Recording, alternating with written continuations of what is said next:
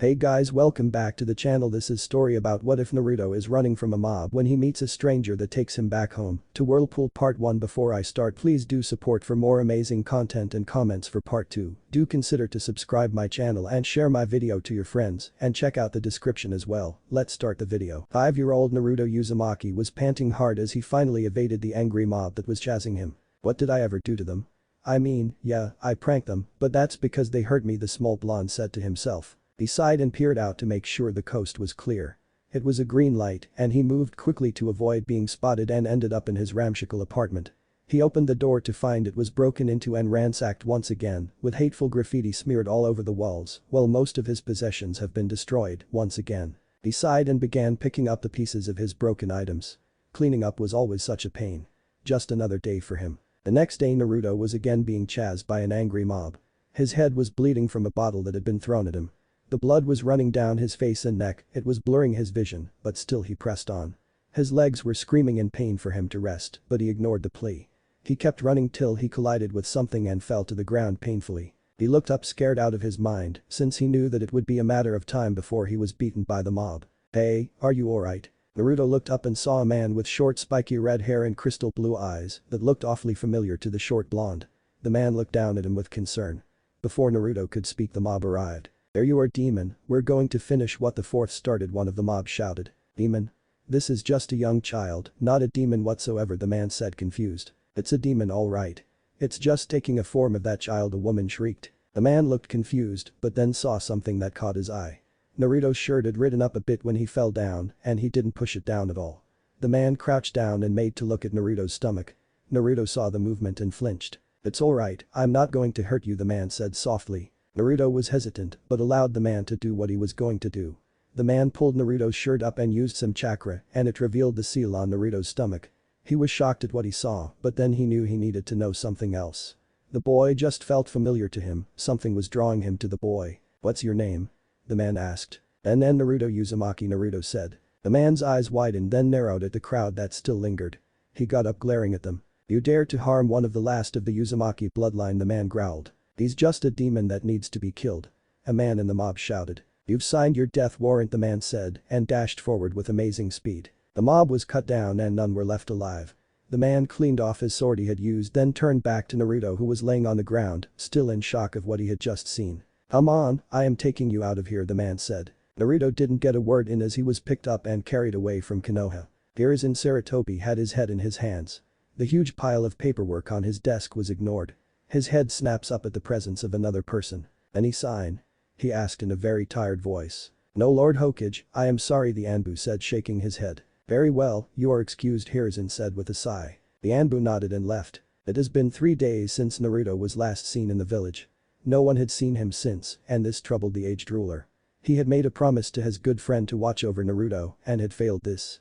The team of Anbu that was supposed to be watching Naruto at the time took off early before the mob began. When Hiruzen finally found this out, he chewed them all out before demoting them all. He then went searching for Naruto but only found the bloody mess but no sign of Naruto at all. This worried the old ruler mightily. When the rest of the village caught wind that Naruto was gone, huge celebrations sprung up all over. Hiruzen was angered by this and sent out his forces to stop the celebrating. To celebrate the disappearance of a young child was sickening. Naruto, where are you? He asked as he looked out the window. Naruto was now in an unusual place. He looked around trying to figure out his new surroundings, but came up with nothing. Soon the door opened and a girl his age walked in carrying a tray of food. Oh good, you're awake, she said with a smile. Who are you? Naruto asked. My name is Mika, the girl said, then walked over and placed the tray of food on Naruto's lap. Mika had long red hair with a yellow ribbon tied to it that kept most of her red locks away from her face. It helped when she trained not to have her hair in her face. She wore a simple kimono in the color of deep aqua with koi fish in many colors. She had green eyes that were stunning. Naruto's mouth salivated as the rich smells hit his nose. He wanted to fight the urge to ravage what was before him, but couldn't. It was a bloodbath in the food-eating sense. Mika sat back knowing from what her uncle had told her when he found Naruto. Naruto was malnourished and probably hadn't had a decent meal ever. So she wasn't disgusted at all, though she did hope Naruto had some manners. When Naruto was finished, he patted his stomach. Man, that was good, he sighed. Glad you like it, Mika said with a smile. Yeah, so where am I? Naruto asked. You're in New Whirlpool. Naruto turned and saw it was the same man he first saw back in Konoha. With this Mika took the tray and left the room leaving just Naruto and the man alone. "My name is Hideko. How are you feeling, Naruto?" he asked. "Fine, though why am I here?" Naruto asked. "You don't know anything about your family?" Hideko asked frowning. Naruto shook his head. "No, I've tried to ask the old man, but he told me he'd tell me when I was older," he said. "Old man?" Hideko asked curiously. "Yeah, he's the Hokage," Naruto said. "I see," Hideko said with narrowed eyes. "So why am I here?" Naruto asked again. "This is going to be a long talk," Hideko said with a sigh. He walked over, pulling up a chair next to Naruto's bed. He then told Naruto about his family, the Uzumaki clan. The Uzumaki clan was one of the most powerful clans in all of the 5 nations. They had their own village with just Uzumaki and clans that were cousins of the Uzumakis called Whirlpool because of the huge whirlpools that surrounded and protected the village. They lived with prosperity until the Second Shinobi War came and Kiri and Iwa invaded and destroyed Whirlpool.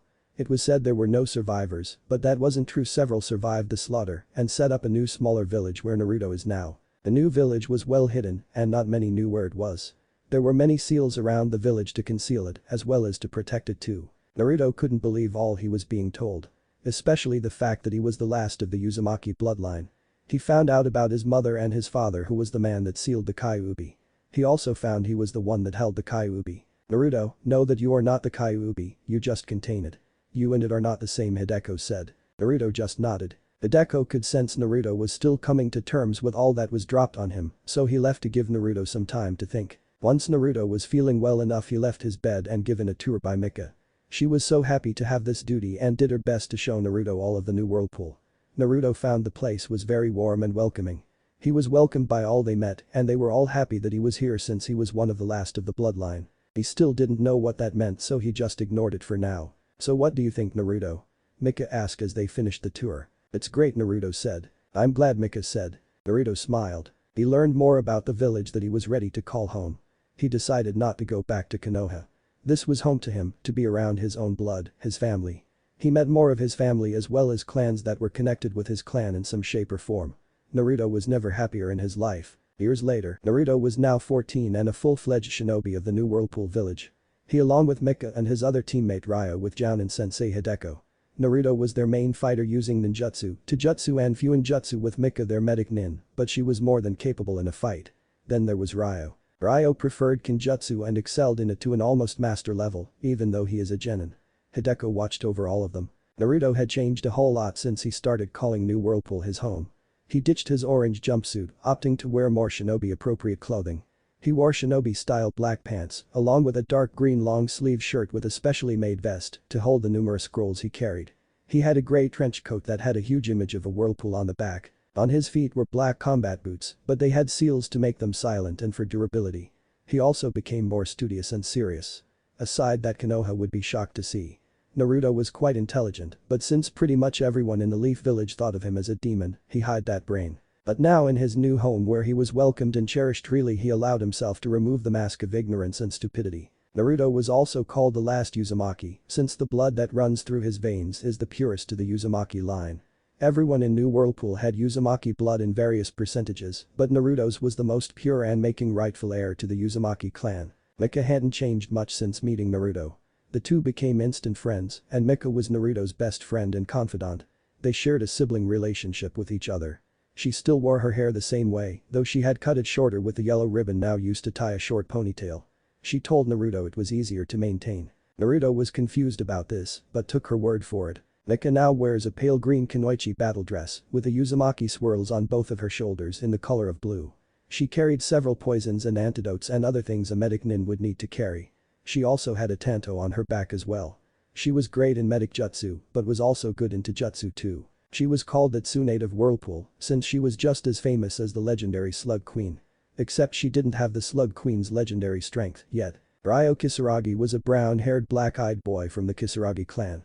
He liked to use kinjutsu mainly, but was very good at jinjutsu too. He didn't like using ninjutsu, and his taijutsu was adequate enough. He wore a mesh top with a brown shirt over it, along with black shinobi pants. Along with sturdy shin and ankle guards that with the introduction of chakra could fire off kunai or shuriken thanks to seals and embedded in the shin and ankle guards. A katana is on his back while keeping his other weapons and scrolls on his person like a certain Konoha weapon mistress. His clan has a history with Naruto's and they were the bodyguards of the Uzumakis as well as their personal assassins too. All three were excellent with Fuinjutsu, which is a trait all new Whirlpool shinobi have. They start when they are young and since it's in their blood, it doesn't take long for the kids to know how to do explosive tags by the age of 6 and storage scrolls by 7. They are taught what they need to be a shinobi at the academy, but Fuinjutsu is taught by the entire village. Everyone knew Fuinjutsu though on different levels. Naruto was different since he started late, but it didn't take him long to catch up since he had deft skill. Mainly because who his parents were. He was also the most creative when it came to Fuinjutsu and experimented a lot with them, creating new seals that no other Fuinjutsu master had ever thought of before. He was hailed as a prodigy. At the moment the team was on their way back from a mission when Mika sensed something. She was also the sensor in the team. "What is it, Mika?" Naruto asked. "There's several chakra signatures over there," Mika said. "Let's check it out," Hideko said. The team came over and saw a battle happening.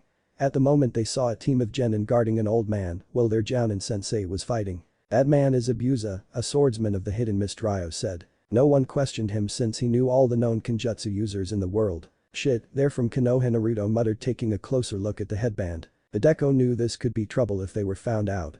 He had kidnapped Naruto from his home really. But before he could give the order to leave they saw the Konoha Jounin go in for the kill but was stopped by a mist hunter Nin. "I'd like to thank you for assisting me. I have been looking for Zabuza for quite a while." "Oh, and the four in the bushes, come on out," the hunter Nin. With a few grumbles the new Whirlpool team appeared out of their hiding place. They shocked the Konoha team. This gave the chance for the hunter Nin to take Zabuza's body away. "Who are you and why are you here?" the Jounin asked. "Take it easy. I am Hideko and me and my team were on our way back from a mission when one of my genin sensed your battle," Hideko said. The Jounin, who had white hair sticking up and had a mask covering his mouth, looked at the team. He looked at the headband and was shocked at the symbol on it. It couldn't be. On the headband was a swirl symbol. He was quite familiar with what that meant. "Whirlpool, they were destroyed," he said. "That's what many of you thought, Kakashi Haddock, but there were survivors. We had gathered and started a new village and stayed hidden so we wouldn't be wiped out," Hideko said. "I see, it seems you are well informed though," Kakashi said. "We are, so what are you doing here if you don't mind me asking?" Hideko asked. Kakashi was about to tell them when a shriek was heard. "Kakashi-sensei, why should we tell them they are foreign ninja?" The shriek came from a pink-haired girl. "Look girlie, you are too young to know this, but Konoha and Whirlpool have a long-standing alliance with one another. You should know that since the swirl that's on your flak jackets and other shinobi items are the symbol of Whirlpool," Hideko said, glaring at the pink-haired girl. Kakashi apologized, then told the new Whirlpool team their mission. "I see," Hideko said. "You've got your hands full then. That so-called hunter Nin didn't even kill Zabuza," Mika said. "What, and how do you know that?" the pink-haired girl shrieked. "First of all, talk like a normal person and stop shrieking. Second, I am a trained medic Nin and know what that hunter Nin did caused Zabuza to go into a near-death state," Mika said. The pink-haired girl was about to argue when Naruto jumped in. He wasn't going to let some annoying banshee criticize his first and best friend. There's also the fact that hunter Nins cut the head off of their target, then burn the body. This one didn't do either, thus making it suspicious, Naruto said. Kakashi's eye widened when he looked at Naruto. It couldn't be, he looked just like his sensei really. "Is your name Naruto?" he asked. "Yes it is. My name is Naruto Uzumaki, genin of the village of New Whirlpool," Naruto said proudly. "Well, now that is cleared up and all. We best be going." "Good luck on your mission," Hideko said, wanting to get out of here as soon as he could just in case Kakashi tried to steal Naruto away. "Wait, do you think you could help us out? We are still allies and we'd appreciate it," Kakashi said. He wanted to know more about Naruto since he was one of the few Anbu that kept looking for him even after the official search was called off.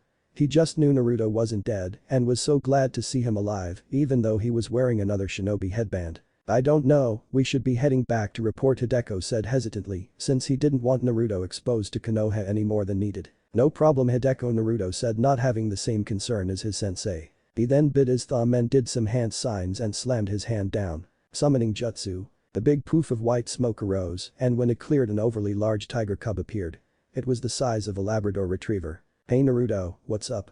the tiger cub said, raising its paw in greeting. "Hey Samchi. Can you give this to Auntie and tell her we're helping Konoha shinobi?" Naruto asked as he jotted down a note then handed it to the tiger cub. "No problem," Samchi said, taking the scroll in its mouth then popping away. "What was that?" a black-haired boy asked. "That's called a summon.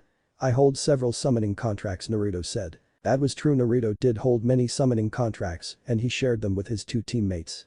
As one of the last true Uzumakas he carried several summoning scrolls to several beasts.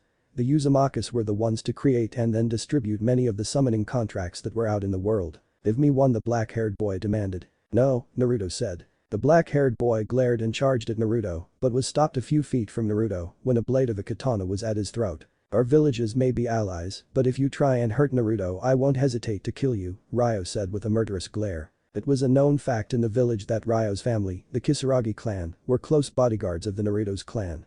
Ryo took his responsibility very seriously. No one was going to get close to Naruto on his watch. Hey. You can't do that to Sasuke. The pink-haired girl shrieked. And I shut her up.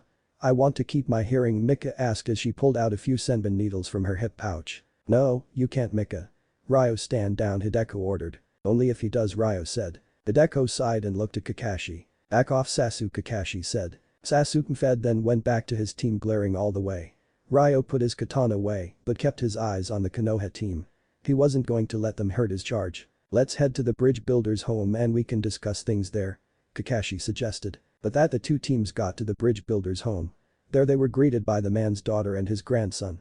Once settled, which it was decided they'd stay sleep with their own team, they gathered in the living room for a meeting. Well, this is a surprise finding that people of Whirlpool are alive, but I am very glad, Kakashi said. What's so great about them? Sasuke asked. Many things, Uchiha. We're one of the first villages known in history. We are renowned for Fuinjutsu and have the most powerful clan in history. We're also known for our longevity too, Hideko said. No clan is stronger than the Uchiha clan, Sasuke declared. The pink-haired girl got hearts in her eyes as she stared at Sasuke. Kakashi, you might want to beat the fangirl out of her before she gets herself and your team killed, Naruto said. Shut up, loser, you're just jealous of Sasuke, the pink-haired girl shrieked. Why would I be jealous of a breeding emo with the biggest rustiest kunai in the world, shoved up his backside, and whose only goal in life is to kill his own blood because of what supposedly happened, Naruto said. Sasuke's eyes narrowed as he looked at Naruto. What do you know of it? He asked. I know a lot and I can tell you that you're nothing compared to your brother. He's stronger, wiser, way cooler than you could ever be, and you'll never beat him, Naruto said. Sasuke jumped up and was ready to attack Naruto, but was stopped by Ryo's deadly glare. Where is he? Where is Itachi? The Uchiha demanded. Can't tell you. I am sworn to secrecy, Naruto said. Sasuke looked ready to explode. Calm down, Sasuke. We're getting off topic. What we need to do is figure out is what to do next, Kakashi said, dragging his student back to his seat. Simple. We've heard news of this Gato ruling over Wave like a tyrant. Ryo can take care of him while the rest of us can handle Zabuza and his partner, Hideko said. Really? Kakashi asked with surprise enlaced in his voice. Yes, Ryo's clan the best in Kenjutsu and not only the sworn bodyguards of the Uzumaki clan, but are the best and well-known assassins. They have rarely failed in taking out their target, Hideko said. Kakashi was interested in this since he had never heard of the Ryo's clan at all, but information on Whirlpool was quite sparse. Most of that history was lost after Whirlpool was destroyed and very little is known, while most are just rumors. Sasuke grumbled. Tell me, Kakashi, what have you taught your genin? Naruto asked. Just team building skills, Kakashi said. That's it? You haven't taught them tree climbing or water walking? Naruto asked. No, Kakashi said sheepishly. The new Whirlpool team looked at each other. Tree climbing and water walking was taught while at the academy, as well as Taijutsu, Ninjutsu, Jinjutsu, weapons training, and other skills, as well as light class work. What in the world did Konoha teach their genin? It seems you have some work to do, Kakashi. Why don't my team guard the bridge builder while you train up your team? Hideko suggested. Sounds good, Kakashi said with an eye smile. Ryo left after dark for his solo mission, and that left Naruto, Mika and Hideko to guard the bridge builder while the Konoha team trained. Sasuke was pissed at what he was learning. It wasn't anything that would help kill his brother and he wanted to know how this blonde boy knew his brother and what else he knew. That summoning thing looked powerful and it would help him in his quest for vengeance. The pink-haired girl, whose name they found out was Sakura, was totally exhausted. She never did any training before and was pushed by just the lightest of workouts. Last was a pale boy named Sai. He was quiet and observed a lot of things. This made them very suspicious and made sure never to show much in front of the effeminate genin. Other than that, it was really quite boring with guarding the bridge builder, but it had to be done. One night everyone was sitting around eating when the door opened and Ryo came in. Well? Hideko asked. Target eliminated, Ryo said. Hideko nodded. Kakashi was astounded by this, as were the other Konoha shinobi. Tazuna and his family too were surprised by how quickly it was over. Naruto and Mika weren't as well as Hideko since they knew what Ryo could do. He must have been weak to lose to you, Sasuke said. He was guarded by many guards, but he still had lousy security. He prepared for every threat possible except for ninja. I killed them and him and brought back a present for Wave, Ryo said. This got Tazuna's attention. Ryo pulled out a booklet from his pouch. This has all of Gato's account numbers. Congratulations, you can now rebuild Wave to its former prosper, Ryo said. Azuna stared at the booklet in awe, then took it and held it like it was a holy object. Well, now that is over, we just have to deal with Zabuza and his partner, Hideko said. Yes, he should be fully healed soon. We should work out a plan, Kakashi said. Later that night, Kakashi was out for a walk when he came upon Naruto.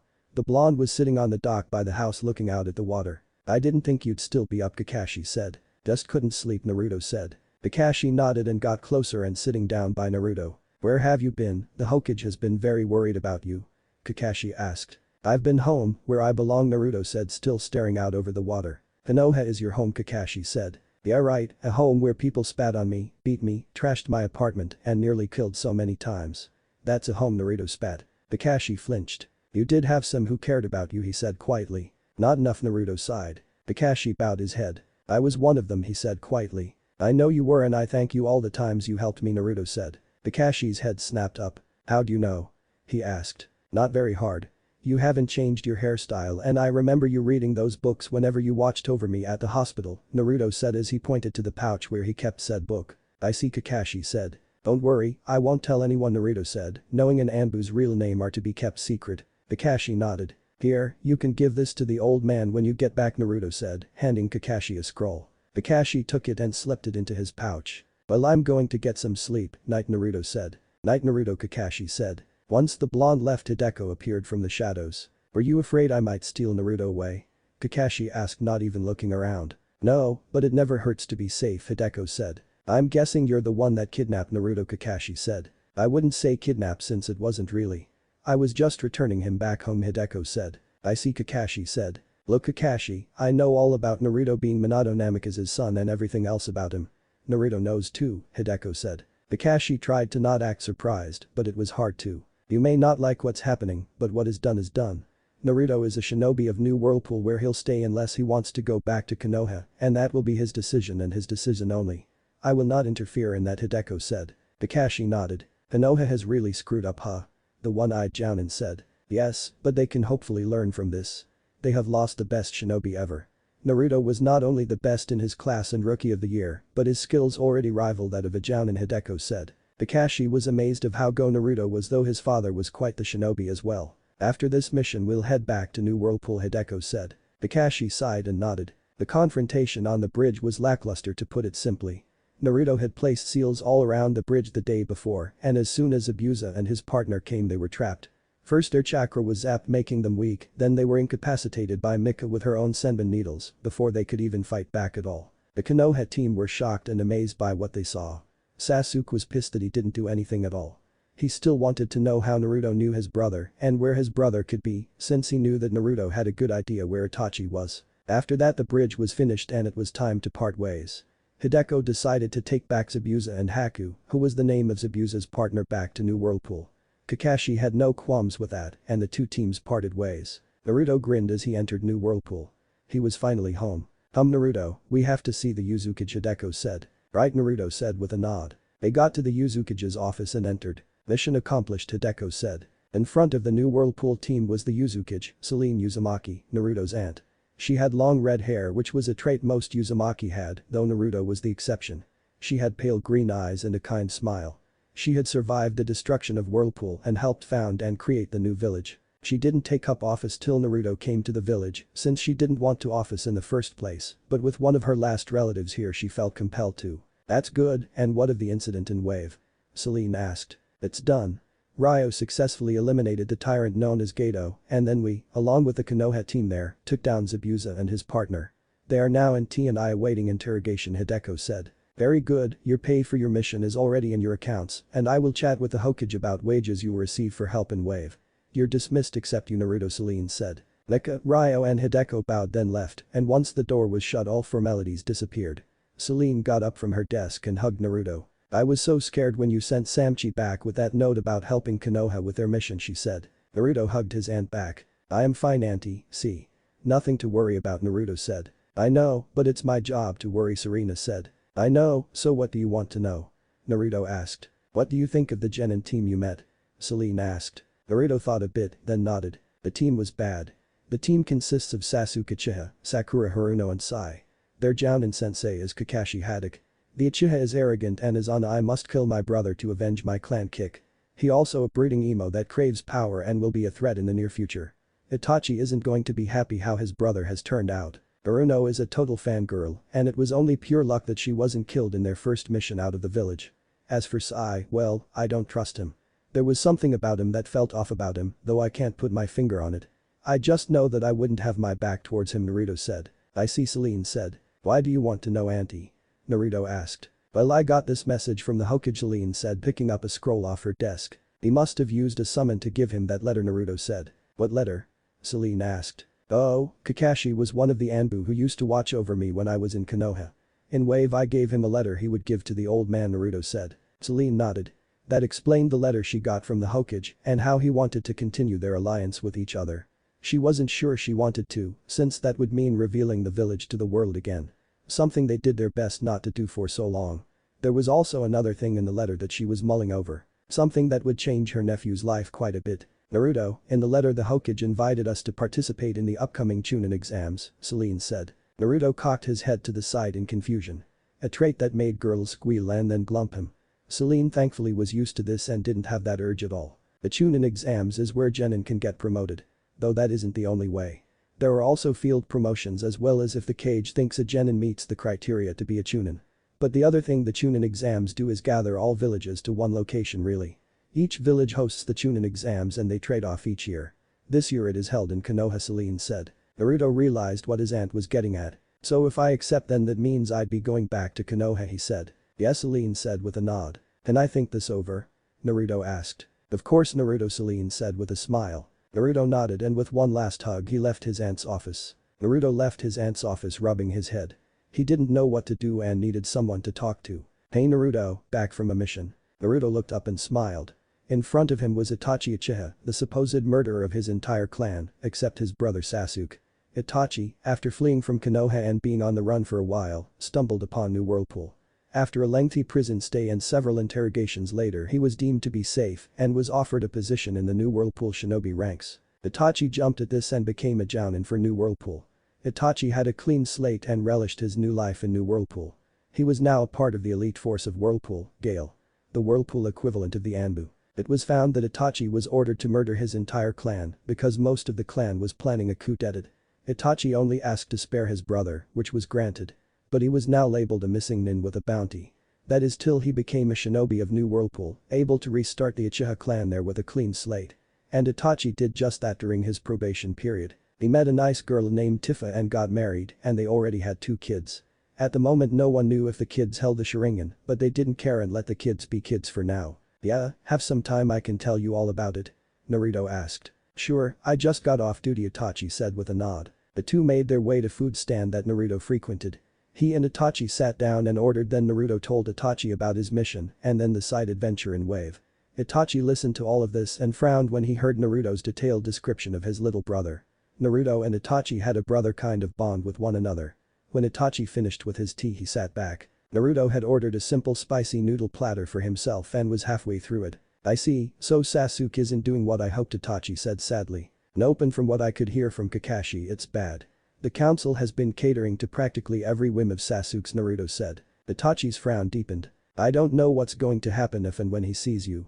He's going to go ballistic, Naruto said. Itachi nodded. Anyway, Auntie got a letter from the Hokage and he's inviting us to the Chunin exams, Naruto said. Those exams are very dangerous, Naruto.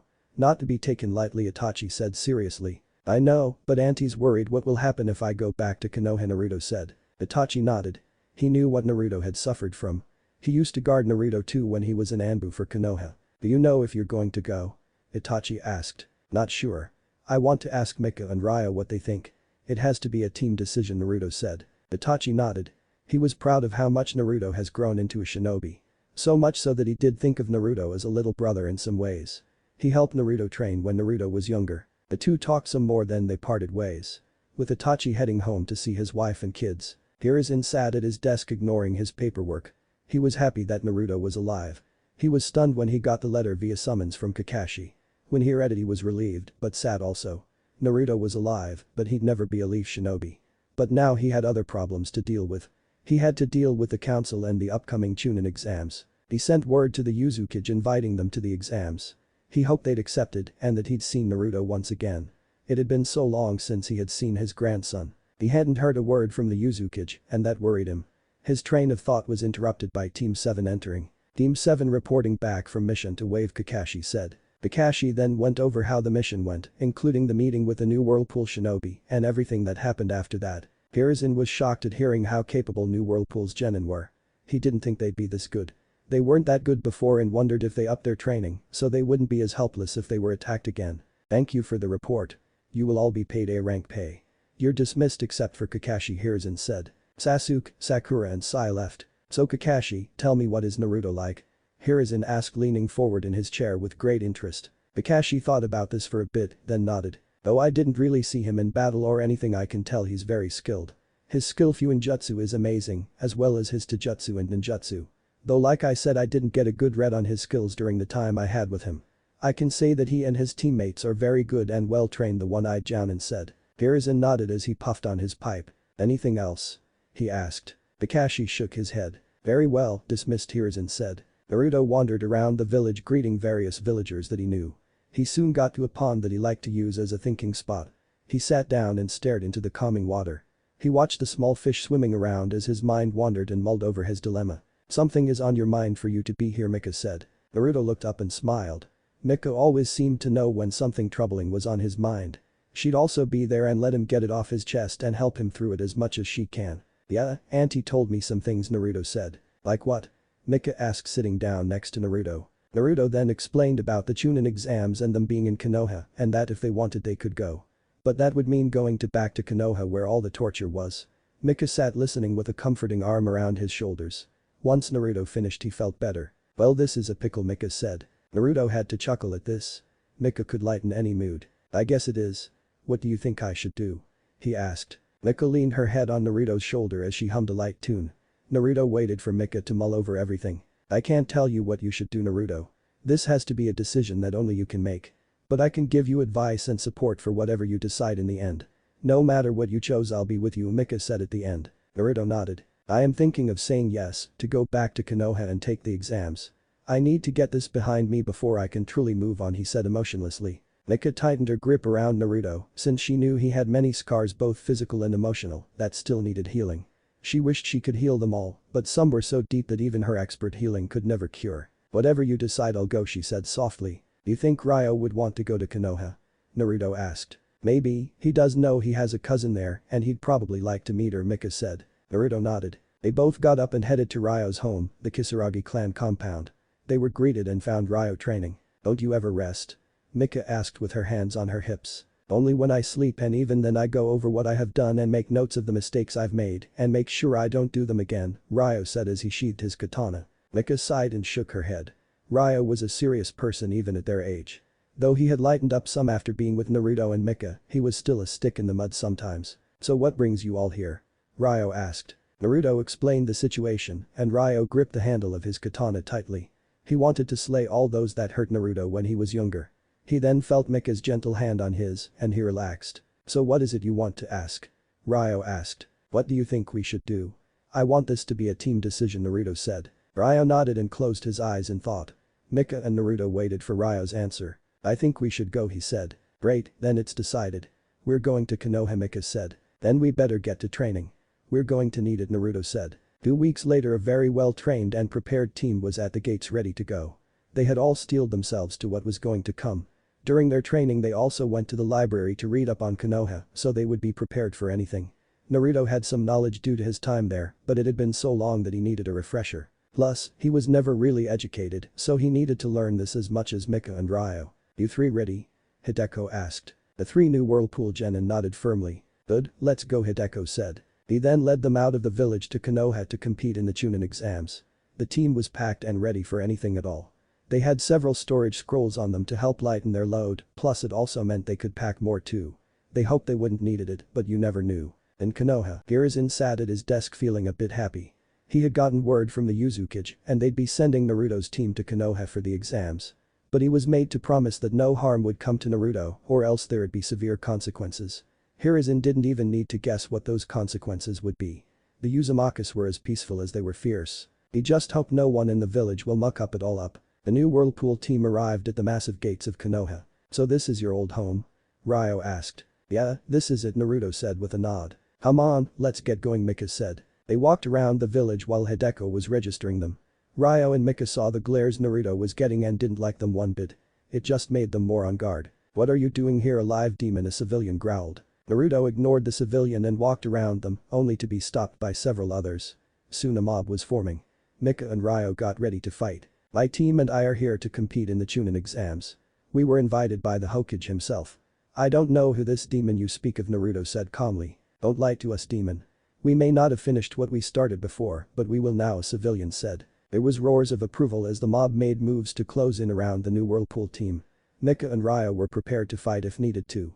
But they didn't need to as there was cry of utter pain. This had everyone turn to the source. A civilian had their arm cut cleanly off. Naruto turned to Ryo, who shook his head. The Kisaragi clan member gestured that he still had his katana in its sheath and hadn't pulled it out at all. This made Naruto frown till he saw who it was. She had blonde hair shoulder length and a very generous bust for a girl her age. Her blue eyes were ice cold and in her hand was a bloody tanto. "Samui, I see you're here," he said in greeting. "Greetings, Naruto. This scum was going to attack you behind your back and I decided to intervene. I hope you don't mind," Samui said as she kept an eye on the horde of civilians, daring them to make a move. Naruto shook his head and soon Anbu appeared. "What's going on here?" one of them asked. "Simple. A civilian was about to attack Naruto, a genin of New Whirlpool, as well as the nephew of the Uzukage," Samui said as she flicked her tanto clean of blood, then sheathed it. The Anbu turned and they were shocked seeing Naruto in front of them. "Well, aren't you going to do something, arrest them?" a civilian shouted. Other civilians screamed the same thing as well. "What punishment should be given?" Most voted for execution. "There's no need. I saw the whole thing and the Kumo-nin was within right, though she didn't have to be so brutal," Kakashi said appearing. "Kakashi-senpai," and Anbu said. "You guys can go, as for you civilians. Leave before more accidents happen. Oh, and the one missing the arm should go to the hospital, they still have a chance on sewing that arm back on," Kakashi said. The mob dispersed with the civilian with a missing arm left for the hospital with his arm in tow. The Anbu left seeing that they weren't needed. "How are you, Kakashi?" Naruto asked. "I am fine, Naruto. So here to partake in the Chunin exams?" Kakashi asked. "I am," Naruto said. "Then I wish you good luck," Kakashi said then disappeared. Naruto turned to Samui, who walked over and pulled Naruto into a deep kiss. Naruto was shocked that Samui was kissing him, that he only began kissing back when Samui pulled away. Both were left breathless. What was that for?" Naruto asked dumbly. "That was for saving me on our last mission we did," Samui said with light pink cheeks. You're welcome," Naruto said, still a bit stunned. Mika sighed. Naruto was still clueless when it came to girls. He always had girls falling all over him wherever they went and he didn't notice them at all. It seemed that Samui had the right idea though. "Kiss Naruto to show you're interested in him." "So Samui, is Kari and Amoy here too?" Ryo asked. "They are, but I should find them. Make sure they aren't causing any trouble," Samui said. "We'll join you, haven't seen those two in a while," Naruto said. Ryo and Mika nodded, also wanting to see the two Kumo-nin again too. Kumo and New Whirlpool had an alliance with one another after a mission Naruto and his team were on and they met Samui's team on the same mission. The two teams worked together to complete the mission and after that both Uzukage and Reikage came to an alliance between the villages. This was the first alliance New Whirlpool had ever made since rebuilding their village. This also helped patch up any problems that Kumo and the Whirlpool had with each other in the past. The four walked and then came upon an interesting sight. In front of them they saw two shinobi and one was holding onto a boy by the front of the shirt, ready to beat the kid up. There was the pink-haired girl Naruto remembered from Wave but forgot her name since she wasn't too important. The blonde looked annoyed at the other, which made them guess they were teammates. "Looks like Sunanin," Ryo said as he saw the shinobi's headbands. "That weirdo in the kitty suit and makeup is a shinobi?" Naruto asked. "Yeah, he is," Ryo said with a nod. "Suna's standards have fallen if they've started recruiting cross-dressers," Mika said. They watched as Sakura was shrieking at the two Sunanin, then when Sasuke appeared and then an unknown Redeed. Naruto sensed a heavy chakra coming from the Redeed and frowned. He may not be a sensor like Mika, but the amount of chakra the Redeed was giving off was enough for any shinobi to sense sensor or not. Plus it felt familiar to him. "These like me," he thought. Soon the Suna team left and Naruto began to follow them. "Naruto, where are you going?" Mika asked. "I need to check something out." "I'll see you back at the hotel," Naruto said. "Screw that, we're coming with you," Mika said. Ryo nodded and Samui was in agreement. They followed the Suna team till they got to the hotel, the same hotel all the teams seemed to staying at. They followed till the Redeed turned to them. This made the other two Suna shinobi stop and were shocked that they were being followed. "Why is mother screaming for your blood?" the Redeed asked. Naruto stood there and frowned. He could easily tell that the seal keeping whatever demon at bay in this Redeed was shitty and needed to be fixed. So your Biju is female, huh? Didn't think of that, Naruto said. The two Suna shinobi looked shocked hearing this. Who are you? The Redeed asked with a glare. My name is Naruto, what's your name? Naruto asked. My name is Gaara, the Redeed said. And your teammates' names? Naruto asked. They are of no importance, Gaara said. Now that's impolite, Naruto said, then turned to the blonde girl and smiled. My name is Naruto, what's yours? Tamari, the blonde girl said. Lovely name, Tamari, Naruto said as he took Tamari's hand and kissed it. Tamari blushed and Samui frowned. Mika sighed as she shook her head. Naruto just had to act so chivalrous sometimes. She knew she shouldn't have introduced those noble shinobi books to him.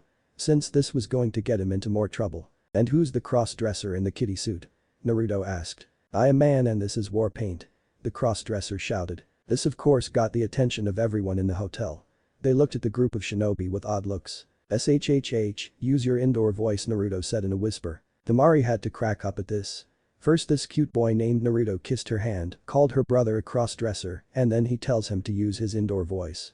She was loving Naruto already. Mika had to smirk with amusement at this, since Naruto knew how to be funny when he wanted to be. Ryo had a smile on his lips. Samui also had a small smile on her lips as she watched the scene. My name is Kankuro, the kitty suit wearing boy growled out. Whatever. So Gaara, it appears you can't sleep. I can fix your seal so you can sleep and make sure your Biju doesn't bother you, Naruto said. Why should we trust you? Kankuro asked with great suspicion. Well, I am pretty skilled in Fuinjutsu. I know my stuff, Naruto said casually. This shocked the Sunanin. This couldn't be right. Naruto was about their age and he knew seals. He had to be joking. Naruto isn't joking. Naruto, myself and Ryo all know Fuinjutsu. In our village we learn Fuinjutsu before we even learn how to walk, really, Mika said. The Sunanin were still hesitant. Look, think about it.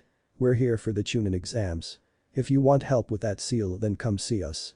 By the way, my name is Ryo said. My name is Mika, Mika said. I'm Samui said as she eyed Tamari for a moment longer like she was sizing up her next opponent. After that the new Whirlpool Nin left along with Samui to find her two teammates.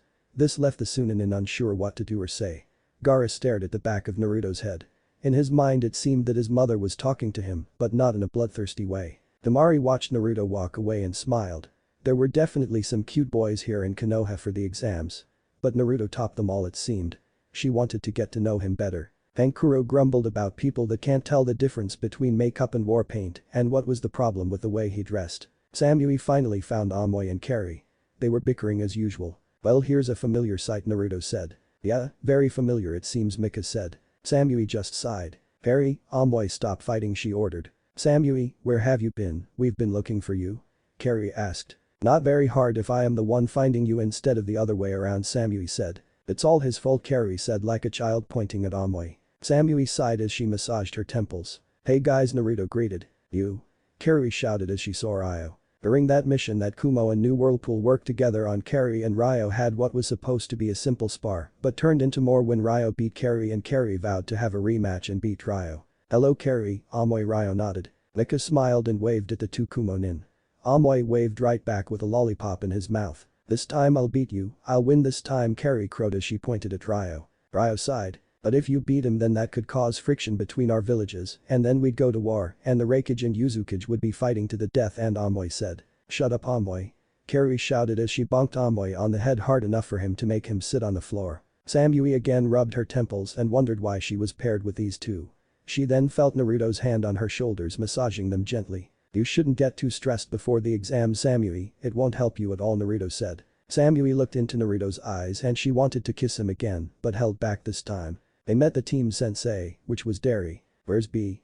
Naruto asked. He's on a mission for a while but should be here for the finals or so I am told, Derry said. Oh, well, I am Naruto and this is Mika and that's Ryo, Naruto said. It's nice to meet you, Naruto. I've heard a lot about you from this team as well as B2, Derry said. They all chatted for a while then turned in for the night. At night Naruto walked to the roof of the hotel. He found Gaara sitting there overlooking the area. Have you given any more thought to what I asked? Naruto asked knowing Gaara could sense him. I have, Uzumaki, Gaara said without looking back. And your decision is? Naruto asked. Fix my seal, Gaara said turning to Naruto for the first time. Right, I just need to get. Naruto turned to find Ryo and Mika standing behind him. He sighed and should have known that those two wouldn't let him stray too far away while in this village. So he led Gaara back to his room with Mika and Ryo in tow. Once in the room they prepared everything. It was quite simple. First they placed chakra-suppressing seals on the walls so the village and the rest of the hotel can't feel the fluxes in chakra while they work. After that was done the three looked at Gaara's seal. "What a shoddy job, it's like they wanted him to be insane," Mika said shaking her head. "Yes, and there's this here. It appears a spirit of some kind is attached. That can be removed though," Ryo said. "Yeah, plus we can figure out a way to make sure Gaara can still use his sand like he could before," Naruto said. "Well, what are we waiting for, let's get to work," Mika said. The three put their heads together and began working on the new seal. With 3 Fuinjutsu users they were able to come up with something. They had Gaara lie in the middle of the floor in the middle of a ritual circle they made with his shirt off. They began to work. "Now Mika, when we remove the seal on Gaara, Shukaku will try to escape. Make sure you got that temporary containment seal ready," Ryo said. "I got it," Mika said with a nod. The seal was removed and Mika contained Shukaku before the Biju could even try and run or wreak havoc. Thankfully the containment seal was also soundproof so they could work in peace. Naruto and Ryo worked quickly and diligently in drawing the new seal and removed the crazy monk spirit as well. Once done they turned to Mika for her part. She then helped re-seal Shukaku into Gaara. Gaara's body shuddered then stopped. The three held their breath and Mika checked Gaara's vitals. "He's alive, just sleeping," she said. They all sighed a breath of relief. There was handshakes and smiles all around as the job was done. It took a lot out of them since it was a lot of chakra they expelled during the process, but as Uzumakas are related to Uzumakas, it meant they had huge chakra reserves since that was a hallmark of an Uzumaki along with longevity. They then carried Gaara back to his room. They knocked on the door till Temari opened the door. She looked grumpy. "What do you?" She then saw Gaara. "What did you do to him?" She hissed as panic overwhelmed her. "We fixed his seal. He'll no longer be crazy and have Shukaku whispering things in his head. He can be able to sleep," Naruto said. Ryo and Mika helped Gaara to bed and tucked him in. Temari turned to Naruto. Why did you do that, help him?" She asked with suspicion in her voice. Naruto turned to Temari and she got the full blast of those beautiful blue eyes. She forgot to breath. "To help your family heal. I've learned that family is a very precious thing and shouldn't be wasted. So I've given you back your family. Now it's up to you to keep it together. You can finally show your brother the love you have for him without being scared," he said. Mika and Ryo left. Temari sighed and walked over to where Gaara was sleeping and caressed his red hair. "I love you brother, welcome home," she whispered. She went to bed and Gaara had a smile on his face. The rest of the week before the Chunin exams were to begin was a whirlwind. The next day Naruto was asked to go to the Hokage's office. Well, he wasn't going to go alone. So Hideko and his teammates went with him. "Hey old man," Naruto greeted. "Naruto, it's so great to see you again after so long," Hiruzen said smiling. "Yeah, it's been a while old man," Naruto said. So the two chatted and caught up with each other like a grandson talking to his grandfather. They parted happily. Hiruzen was glad Naruto had such a good life though sad that it wasn't Konoha that was providing it. He knew this village would be kicking themselves for pushing away the most talented shinobi ever if what everything Naruto has told was true, which he had no trouble believing. What also happened was Gaara after waking up told Naruto about the invasion that Suna and a new village called Sound was preparing. Kankuro didn't want to tell, but Temari agreed with Gaara that they owed Naruto. Gaara also needed some help. He was lost in his new world he was in. He wasn't used to Temari hugging him and being affectionate towards him in a sisterly way. "So what is it you want to talk about?" Naruto asked. Gaara and him were up on the rooftop. Temari and her hugs, Gaara said. "What, is something wrong with them?" Naruto asked now sitting beside Gaara. "No, they just feel funny. I feel funny when she hugs me. She squishes me and I like it. Her warmth, I can feel her warmth all over me even after she breaks the hug," Gaara said frowning since this was all perplexing to him. "And your problem is?" Naruto asked. "I don't know what to do. What this feeling is I'm feeling," Gaara said frowning. "You're feeling love, Gaara. The love your sister is showing you is a unique kind of love. A sibling love. It's the same thing I have with Mika. All you need to do is enjoy it and even hug back if you want. She'll understand if you don't," Naruto said. Gaara nodded though he was still confused. He had to figure out how to use his sand again and it wasn't that hard. The new seal made sure he could call upon his sand like second nature like he had before. After getting the info about the invasion Naruto told Hiruzen and the old Hokage began to plan. With permission Naruto sent a letter to his aunt letting her know too. Also during that time Naruto returned to an old spot. Ichiraku's Naruto sighed. "Why are we here Naruto?" Mika asked. "They have the best ramen ever," Mika Naruto said. "Ramen isn't very good for you," Naruto Mika said. "It was the only thing I could eat that wasn't overpriced or already spoiled," Naruto said. Mika frowned at hearing Naruto's old life. "Hello, welcome to Ikra." Naruto was then suddenly grabbed into a tight hug, squeezing the life out of him. "Naruto, you're back." The young woman screamed. Mika and Ryo were about to attack, but saw that this girl wasn't threat. Well, if getting hugged to death was considered a threat. And breathe, Naruto wheezed out as he was tapping the girl's arm, hoping to get her to let go. She finally did, and Naruto's blue face slowly turned back to its normal shade. "I'm so happy to see you back, Naruto," the girl said happily. "You too, but you cannot squeeze me to death next time," Naruto said. The girl blushed with embarrassment. "Excuse me, miss, but how do you know Naruto?" Ryo asked. "Oh, my name is Am. My father and I run this ramen stand. Naruto was our best costumer. He also still holds the record of most ramen eaten," the girl named Am said. She then revealed a plaque to show off the accomplishment. There was a picture of a very young Naruto with a Hokage, a man Mika and Ryo assumed was the chef, and a young Am. They were all smiling happily in the photo. "I gotta tell Dad, he'll be so happy to see you again," Am said as she went into the back. "Naruto, you're not going to eat as much ramen as you did when you won that award," Mika said sternly. "But Mika," Naruto whined. "No, Naruto, it took me a long time to break you out of that ramen addiction and get you on a healthy diet, and I'm not going to let that go to waste," Mika said firmly. Naruto pouted. There was a joyous reunion when Tucci, the owner of the ramen stand, saw Naruto. Naruto regaled them in his life in New Whirlpool as he ate a bowl of ramen. Mika limited him to 3 bowls. She and Ryo each had one. As they talked, Ryo began to think. He along with his clan were mostly shinobi, but he had an older brother who worked in the business district. Basically his brother owned a small part of it. Ryo knew his brother was looking for new tenants. "Excuse me, Tucci, have you ever thought of closing up shop here and moving?" Ryo asked. Why do you ask?" Tucci asked. "Because I think New Whirlpool would be a nice fit. The village has no ramen stand at all, and you'd make some good money there," Ryo said. Let me think about that, kid," Tucci said, rubbing his chin. Ryo nodded, then continued to eat. After finishing the ramen and promising to come back, they left. The rest of the time before the exams, the New Whirlpool team hung out with Samui's team as well as Gaara's team. Naruto and his team along with Samui's team and Gaara's team all looked at the site of the start of the Chunin exams. It was the Konoha Ninja Academy building. They entered and walked up the stairs. They saw the Jinjutsu but said nothing and kept going up the stairs. Ignoring the gathering crowd of genin trying to enter the fake entrance to the Chunin exams. They reached the real entrance and entered. They saw a sea of heads turn and a combine amount of kai aimed right at them. They all shrugged it off and went to find a place to sit. Kankuro took a chair, as did Amoy and Kari. Samui stood with her arms folded. Tamari was sitting leaning against Kankuro's desk. Gaara stood there emotionless as ever. Ryo took to leaning against the wall so he could look at the entire room. Mika sat down and Naruto sat on Mika's desk. "Big turnout," Mika commented as she surveyed the crowd. "Yes, this is going to be very interesting," Ryo said as he scanned the room looking at what genin could be a challenge. "Whatever, I'm going to kick your ass," Kari said, directing this mainly at Ryo. Everyone sighed since they were used to hearing this proclamation from Kari several times. Gaara's team along with Northwest, New Whirlpool team and Samui's team had hung out together since before the Chunin exams began. It was a good way to meet and understand other shinobi from other villages.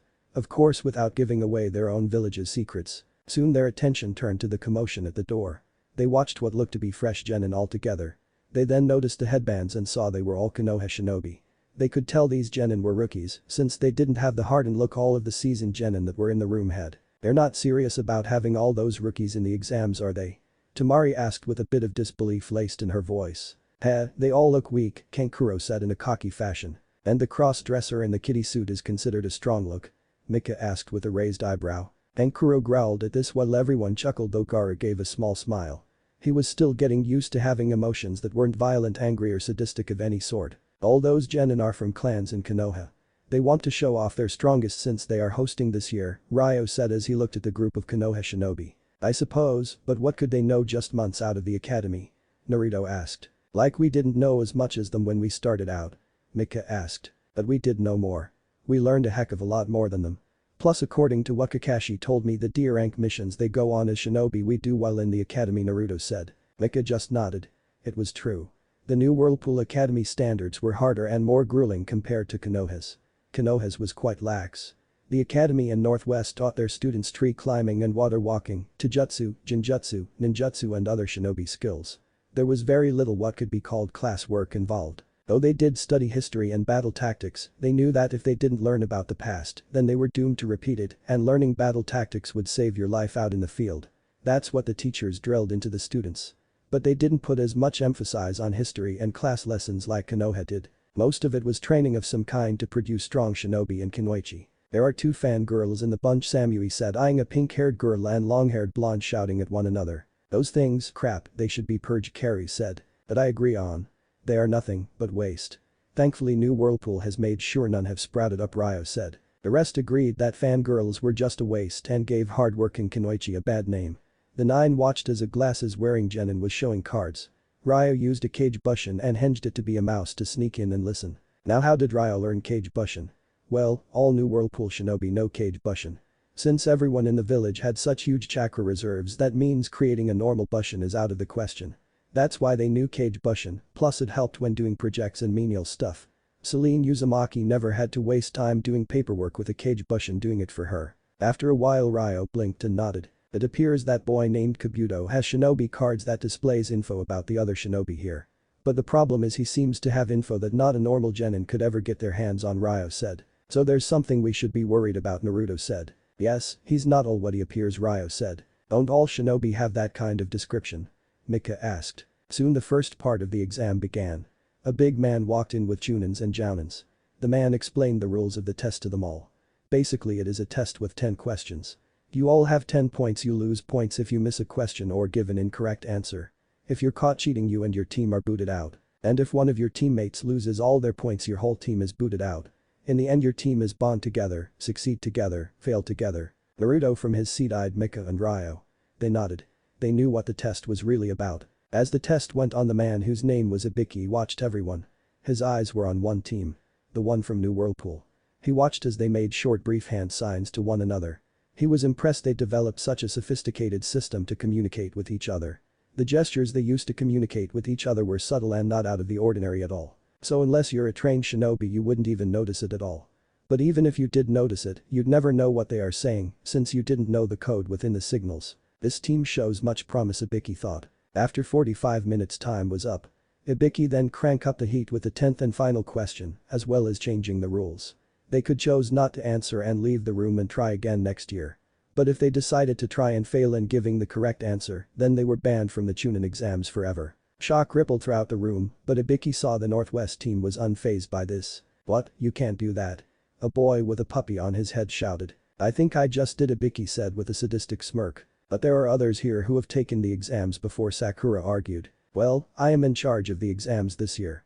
My test, my rules, Ibiki said with a hard edge in his voice. There were some teams that cracked and left since they didn't want to fail at the 10th question. Ibiki though saw that the team from New Whirlpool didn't even bat an eyelash at all as he applied the pressure.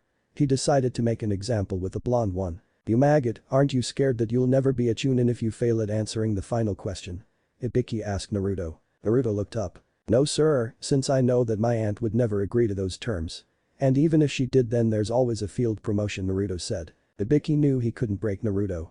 He then looked around and saw a good number had cleared out. But not as many as he'd hoped for. Soon he decided to end the ruse. He passed them. All the genin left were shocked except Naruto's team. Ibiki then explained about the true meaning of the test. It was to see how your information gathering skills were and then to see if you could handle the pressure of a mission, especially a mission in enemy territory. With the 10th and final question was all about choice. To stay and move on or wimp out. He told them that there's be a time where they'd be asked to do a mission that would extremely dangerous and you'd have the decision to take it or not. The ones that stayed decided to take on the mission. The tension was broken when a window broke open and a black ball flew in. Soon a banner appeared. The sexy and single Anko Mitarashi, second proctor. Anko, if that was the woman's real name, was dressed in a beige trench coat left open, a mesh shirt, orange skirt and boots. In her mouth was a dango stick. She really didn't leave much to the imagination. Many of the guys in the room had severe nosebleeds, while the girls looked at Anko with disgust or envy for the size of Anko's chest and toned body. Alright brats, no time to celebrate. I'm here and that means the true hell begins. She proclaimed. You're early again, Anko, Ibiki said after he slipped from behind the banner that had covered him. Anko sweat dropped, then saw the number of genin in the room. What the hell, Ibiki, you left this many? You've gone soft in your old age, she said. Or maybe there's a stronger crop this year, Ibiki countered. Whatever, by the time I am done the number will be knocked in half, Anko said. Meet me at training ground 44 and if you're not there in an hour you're disqualified. Then she jumped a second window, break more glass. The genin left and Ibiki looked at the mess. I'm not cleaning this up nor paying for the windows, he grumbled. Naruto's team along with Gaara's and Samui's made their way to training ground 44 after finding out where it was from their senseis. Once there they waited for the rest to show up. When all the teams showed up, Anko began her presentation. "Alright maggots, behind me is training ground 44, or what we Konohinin call the Forest of Death," Anko said. The added effect of wild animals screaming and roaring added to it in dramatic fashion. "This what you need to do. This is a 5-day survival test. You will enter a gate that has been assigned to you with one scroll, either a heaven or earth one," Anko said, holding out both scrolls. "What you need to do is find another team and take their scroll, not knowing if they are holding the other scroll you so desperately need. When you get both scrolls, you go to the tower located in the center of the forest. Don't open them at all." There was gulps of fear within the group of genin. Anko grinned at the fear she was inspiring. "What happens if we do?" a random genin asked. Anko just grinned in a sadistic fashion that scared the genin, letting them know that bad things would happen if they opened the scrolls. Though Naruto looked bored, Anko didn't like being ignored. She hurled a kunai at Naruto. But Naruto sensed this and used a kawarimi to get away. When Anko appeared behind Naruto, he wasn't there, so she was actually hugging a very confused and perplexed Gaara. "Hey, what the?" Anko asked, seeing she wasn't at her target. "Getting cuddly with a Sunanin. I thought there was no favoritism in the exams," Naruto said, clucking his tongue. He was with Temari and Kankuro, though closer to Temari. He even winked at her. This made Temari blush. Quick moves, brat. But can you slip out of everything you get into?" Anko asked. "Depends on what situation it is, Proctor," Naruto said. The grass nin snuck up on Anko and handed her back her kunai. She took it and returned up front, and Gaara and Naruto returned to their respective teams. "Would you do that to Gaara?" Mika asked Naruto after he returned to her and Ryo. "Well, I didn't want to get cut and I thought Gaara should get some experience in different kinds of hugs. I am sure he enjoyed it very much," Naruto said. "I think he's still confused, but Kankuro looks quite jealous," Ryo said. "If he didn't wear makeup and that kitty suit, then I might have switched with him, but Gaara was in more need of it," Naruto said. Gaara had red cheeks as he tried to figure out how Anko's hug was different from Temari's and how they were similar. Kankuro was grumbling about how lucky Gaara was, and Temari looked like she wanted to whack Kankuro with her fan for being perverted. Soon their attention returned up front. "Oh, before we begin the test you all need to sign these," Anko said, holding up a piece of paper. "What is that?" a random genin asked. "Oh, just a waiver stating that if you die in the forest Konoha isn't held responsible," Anko said casually, though with a sadistic smile on her face. More gulps were heard at this. Naruto, Mika and Ryo signed their forms and they got their scroll. They talked to Gaara's and Samui's team and made a temporary alliance in the forest. Soon they found their gate and awaited the signal. The second test begins now. Naruto, Mika and Ryo raced through the woods. They finally stopped and looked to each other for a plan. "Well Ryo, this is your territory, what do you think we should do?" Naruto asked. Ryo thought for a moment. "We've already got a target painted on our back from the stunt before. So it's not going to be long for team to come after us. So we should sit and wait for now," he said. "Right, Mika, let us know if we've got any incoming," Naruto said. Mika nodded. It didn't take too long and a team from Waterfall came in. They attacked, but Naruto, Mika and Ryo took them out easily. They tied them up and took their scroll. On the first try. "I wasn't expecting that," Naruto said as he handed Mika the earth scroll. They had started with a heaven scroll. "It can happen, but I think we can chalk this up to your uncanny ability to have good luck," Naruto, Mika said. "I guess," Naruto said with a shrug. "Come on, let's head to the tower," Ryo said. They took off when they felt a wave of chakra. They stopped. "You feel that?" Ryo asked. "Yeah, that was some of the foulest chakra I've ever felt," Mika said. "I don't like it. No genin whatsoever should or can have that much chakra and be it that foul," Naruto said. "What about you?" Mika asked. "I and 8 others are the abnormalities," Naruto said. "Let's check it out, but we should be careful," Ryo said. They all agreed. It took a while to find the source since it soon turned dark and then they had to fight a few other teams as well. But they finally found the source. What they found was the pink-haired girl from Wave. She was fighting, well, trying to fight off a genin team by herself. They weren't sure where her team was, but knew this was serious. Before they could leap in to help, a boy in green spandex appeared. "Those can't be real, can they?" Naruto asked as he saw the size of the eyebrows the boy had. "I haven't a clue," Mika said, shocked. "He doesn't leave much to the imagination," Ryo commented about the boy's green spandex. They watched a fight till more Konoha genin appeared. They decided to jump in and help out. "Troublesome, what are you doing here?" a lazy pineapple-shaped haired boy asked. "Easy, we're not here to attack you," Ryo said. Mika then stiffened. Naruto saw this. "Mika?"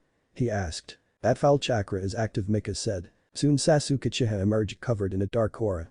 His Sharingan was activated since it was triggered when he received his mark. "This power, it feels so great. I must test it," he said in a crazed tone. He then rushed in and grabbed one of the foreign nin and pulled both arms out the guy's sockets. Before he could do more, Naruto stepped in. "Stop that," he said. You will be my next test, Sasuke said in a power-crazed voice. He then charged in. Naruto dodged Sasuke's attacks.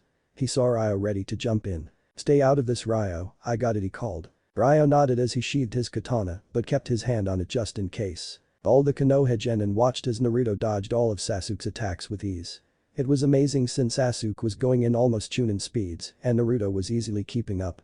Up in a tree, two figures watched. Mika, bring on the lightning. Naruto called. Mika nodded as she pulled something out of her pouch. She wrapped it with a kunai and threw it.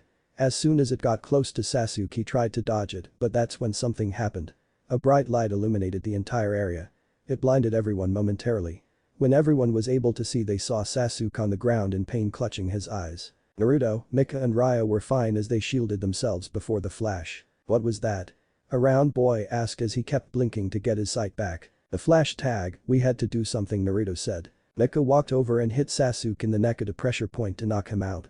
She then saw something else that made her worry. It was a mark on the base of Sasuke's neck. That was where the foul chakra was coming from. She stood up and turned to the pink-haired girl. Who did this? She asked. Why should we tell you? The pink-haired girl asked. Again, who did this? Mika asked, pointing to Sasuke's neck. It was Orochimaru. He came at us and attacked us, a boy with black hair and a fake smile said. Sigh. The pink-haired girl screamed. Mika ignored the scream and looked up at the trees in a certain direction. You can come down now, she said. The two figures jumped down. They were a boy and a girl. Ryo got a good look at the girl and nodded. He walked over. Are you Tenten? He asked. I am, who are you? The girl named Tenten asked. My name is Ryo Kisaragi, I am your cousin, Ryo said. Tenten looked shocked. Cousin? She asked. Yes, you are Tenten Kisaragi, of the Kisaragi clan. Your mother was a member of the clan and a fierce kunoichi, and it seems she has passed those talents on to her daughter, Ryo said. Tenten, grab Lee and let's go, the boy ordered. Hold your tongue, Hyuga. This is clan business, Ryo said, glaring at the Hyuga. The Hyuga glared at Ryo, but then huffed and went to drag his teammate away. I have a proposition for you. Would you care to rejoin our clan? Ryo asked. Rejoin? Tenten asked. Your mother left when she married your father.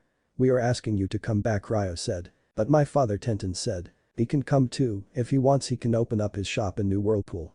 The Kisaragi clan will endorse it, Ryo said. Tenten was unsure of what to do. She wanted to since she'd learn about her clan since she never thought she was a part of one. But she was a Konohanin and had a loyalty to the village. You don't need to decide now. Here, takes this, Ryo said as he pulled out a scroll out and handed it to Tenten. What's this? Tenten asked. Just some history about our clan and about your mother, Ryo said. Tenten smiled and thanked Ryo, then left with her team. She didn't know too much about her mother, only what her dad had told her. This would give her a better picture of her mother. Ryo walked back to his team. So she's your cousin? Naruto asked. Ryo nodded. She's cute, Naruto commented. Ryo looked up shocked and was about to say something. Take it easy, Ryo. Just commenting on her appearance, that's all. No need to get protective, Naruto said. Ryo just nodded. Now, where's your scroll? Naruto asked a foreign genin team. Why should we tell you? The mummy-looking one asked. Well, if you haven't noticed, you're outnumbered and your team is injured. You don't have many options, Naruto said. The mummy-looking genin tossed out his scroll. Here, take it, he then left with the rest of his team. Naruto picked up the scroll and tossed it to the pink-haired girl. Here, take it, we've already got ours, he said. Why should we? The pink-haired girl asked. Look, I just told you. You really need to listen. Come on, let's go, Naruto said, then led his team out. This left the rest of the Konoha genin wondering who Naruto really was. Naruto's team got to the tower and went inside. They saw the inscription on the wall. What does that mean? Naruto asked. Let's open the scrolls, Mika suggested. They had no better options and did so. They figured out it was a summoning scroll pretty quick and soon Hideko appeared with a smile. Congrats you guys, though I was expecting you sooner, he said. Got a bit sidetracked, Naruto said. Oh, Hideko said. Yeah, need to talk to the old man, it's serious, Naruto said sternly. Hideko just nodded, though he was unsure if he could take them up to see the Hokage. I can take them if you'd like. Hideko turned to find an Anbu wearing a cat mask. Nico? Naruto shouted happily. Hello, Naruto, it's nice to see you again, Nico said, smiling behind her mask. Naruto knew Nico since she was one of the other few Anbu along with Kakashi who watched over him when he was a kid. Nico then led them to the Hokage's temporary office in the Forest of Death. Ah, Naruto, you and your team made it. I am glad, Hiruzen said with a smile. Yeah, old man, but we've got problems, Naruto said. Oh? Hiruzen asked curiously. Yeah, Orochimaru placed a strange seal on the Uchiha. It leaks a foul chakra. It needs to be taken care of right away, Mika said. Hiruzen looked grave, then sighed. Jiraiya isn't in the village and he's the only seal master we have, he said. You got us, old man. Mika, Ryo and I can take care of it and Hideko can help us too, Naruto said. Can you handle something like this? Hiruzen asked seriously. Lord Hokage, we're experts when it comes to Fuinjutsu. We can do it with the guidance of our sensei, Ryo said firmly. Mika nodded. Hiruzen sighed and looked at Hideko. If my team says they can do it, he said. Hiruzen nodded. When Team 7 arrived to the tower, Sasuke was brought in and placed in the infirmary. Kakashi was there as well as Hiruzen. They watched as the Northwest team worked diligently. They caught snippets of their talk but didn't understand a thing since this was way above their heads when it came to Fuinjutsu. Soon the Northwest team found a way. They had the Uchiha placed in a circle they drew on the floor and then began working. It took a lot of effort and power, but they did it. A tremble and shake out of Sasuke was all they saw. When it was finished, Mika checked the Uchiha's pulse. He's fine, she said. Yeah, the seal is on and stable, Naruto said. What exactly did you do? Kakashi asked. Well, we first thought we could remove it, but we didn't know enough about the seal to do that. The fear of setting off any fail-safes were too great.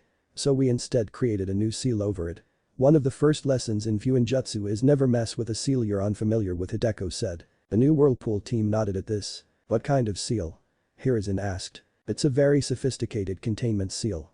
We created it from scratch using most of Naruto's ideas, Ryo said. Kakashi and Hiruzen looked at Naruto. The new Whirlpool Naruto is known a prodigy in Fuinjutsu.